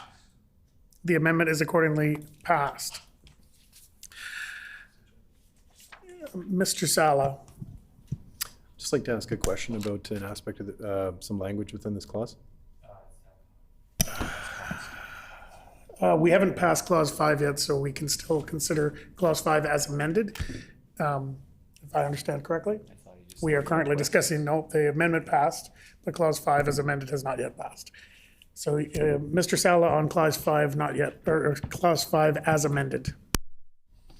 I do want to ask the minister about, this is something we heard repeatedly over Thursday night and this evening, which is concerns about the private retail sale of electricity, that this bill permits the essentially the opening up of the private retail sale. And one of the main concerns that was brought forward by many Manitobans was the lack of a clear strategy in allowing for the private retail sale of electricity. We know that the minister has repeatedly tried to minimize concerns, position this as a benefit. I'd like to just have the minister, if he could, elaborate on how his government came to developing this language and who they consulted with in preparing this clause within the bill. Thank you, Mr. Sala. Honourable Minister Friesen. I'm not sure what the member is trying to do. This is not the period for a debate. The member has first reading, second reading, a Q&A with the minister in the House. We've heard from committee, and he even has third stage in order to make comments and ask additional questions. But this amendment is clear, and it makes clear that the objective of the government was to always be able to address communities in the north, for instance, who are using electricity generated through diesel. And it's very important. Actually, what this amendment does is it keeps hydro as the sole provider of hydroelectricity in this province. We heard presenters tonight say they had a concern that this clause was somehow perhaps not as explicit as it should be in terms of making sure that Manitoba Hydro remains owned by the people of Manitoba. That is exactly what this amendment does. That's the clarification we brought in this. If the member has another opinion, the opinion he's expressing is that he wants to see privatization of hydro. We don't agree with that. That's why we brought this clarification in the amendment today. Shall clause 5 pass? Pass. Clause 5 is accordingly passed. Shall clause 6 pass? Pass. Clause 6 is accordingly passed. Shall clause 7 pass? Pass. Clause 7 is accordingly passed. Oh, I'm so sorry. Shall clause 5 pass as amended? Is what I should have said. Clause 5 is passed as amended. And shall clause 6 pass? Clause 6 is accordingly passed. Shall clause 7 pass? Clause 7 is accordingly passed. Shall clause 8 pass? Clause 8 is accordingly passed. Shall clauses 9 through 12 pass? Clauses 9 through 12 are accordingly passed. Shall clause 13 pass? Pass. Clause 13 is accordingly passed. Shall clauses 14 and 15 pass? Pass. Clauses 14 and 15 are accordingly passed. Shall clauses 16 through 19 pass? Pass. Clauses 16 through 19 are accordingly passed. Shall clause 20 pass? Pass. Clause 20 is accordingly passed. Shall clauses 21 through 23 pass? Pass. Clauses 21 through 23 are accordingly passed. Shall clause 24 pass? Pass. Clause 24 is accordingly passed. Shall clauses 25 and 26 pass? Pass. Clauses 25 and 26 are accordingly passed.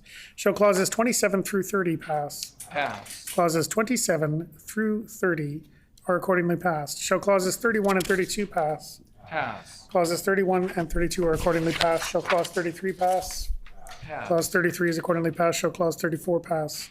Pass. Clause 34 is accordingly passed. Shall clauses 35 through 38 pass? Pass. Clauses 35 through 38 are accordingly passed. Shall clauses 39 through 42 pass?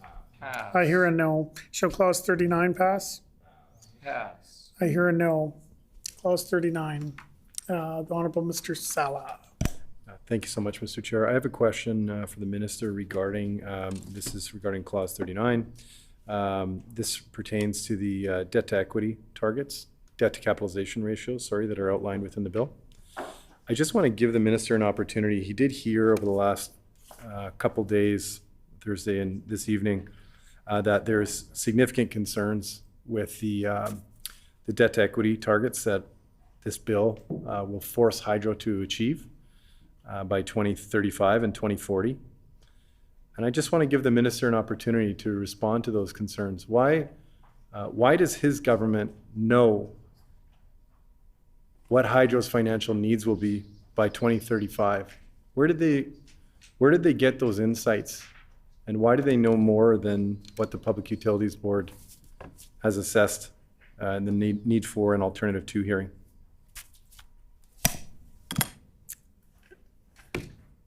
The Honorable Minister. Seeking a clarification from the member, can he indicate what in particular in sections 21 and 22 repealed he's referring to?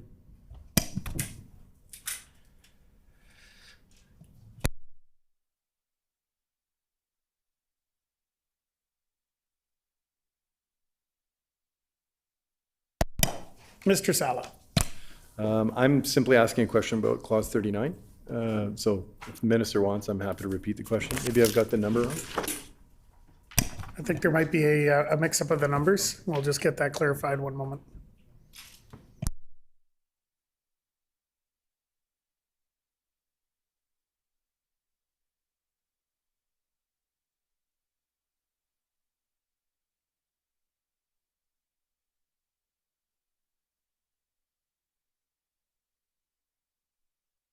All right, I think we've got it squared away.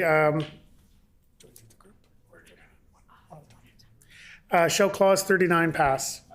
Clause 39 is accordingly passed. Shall clause 40 pass? Clause 40 is accordingly passed. Shall clause 41 pass? Pass. Clause 41 is accordingly passed. Shall clause 42 pass? Pass. Clause 42 is accordingly passed. Shall clauses 43 through 46 pass? Pass. Clauses 43 through 46 are accordingly passed. Shall clauses 47 through 50 pass? Pass. Clauses 47 through 50 are accordingly passed. Shall clause 51 pass? Pass. Clause 51 is accordingly passed. Shall clauses 52 and 53 pass? Pass. Clauses 52 and 53 are accordingly passed.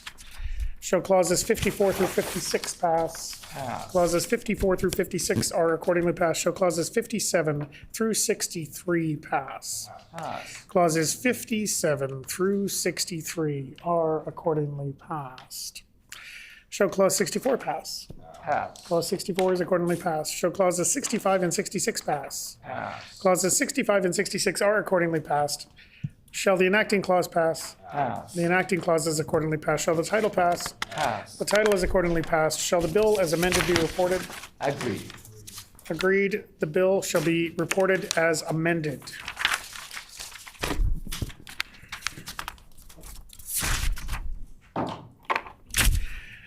The hour being 9:05 p.m. What is the will of the committee? Committee rise. Committee rise.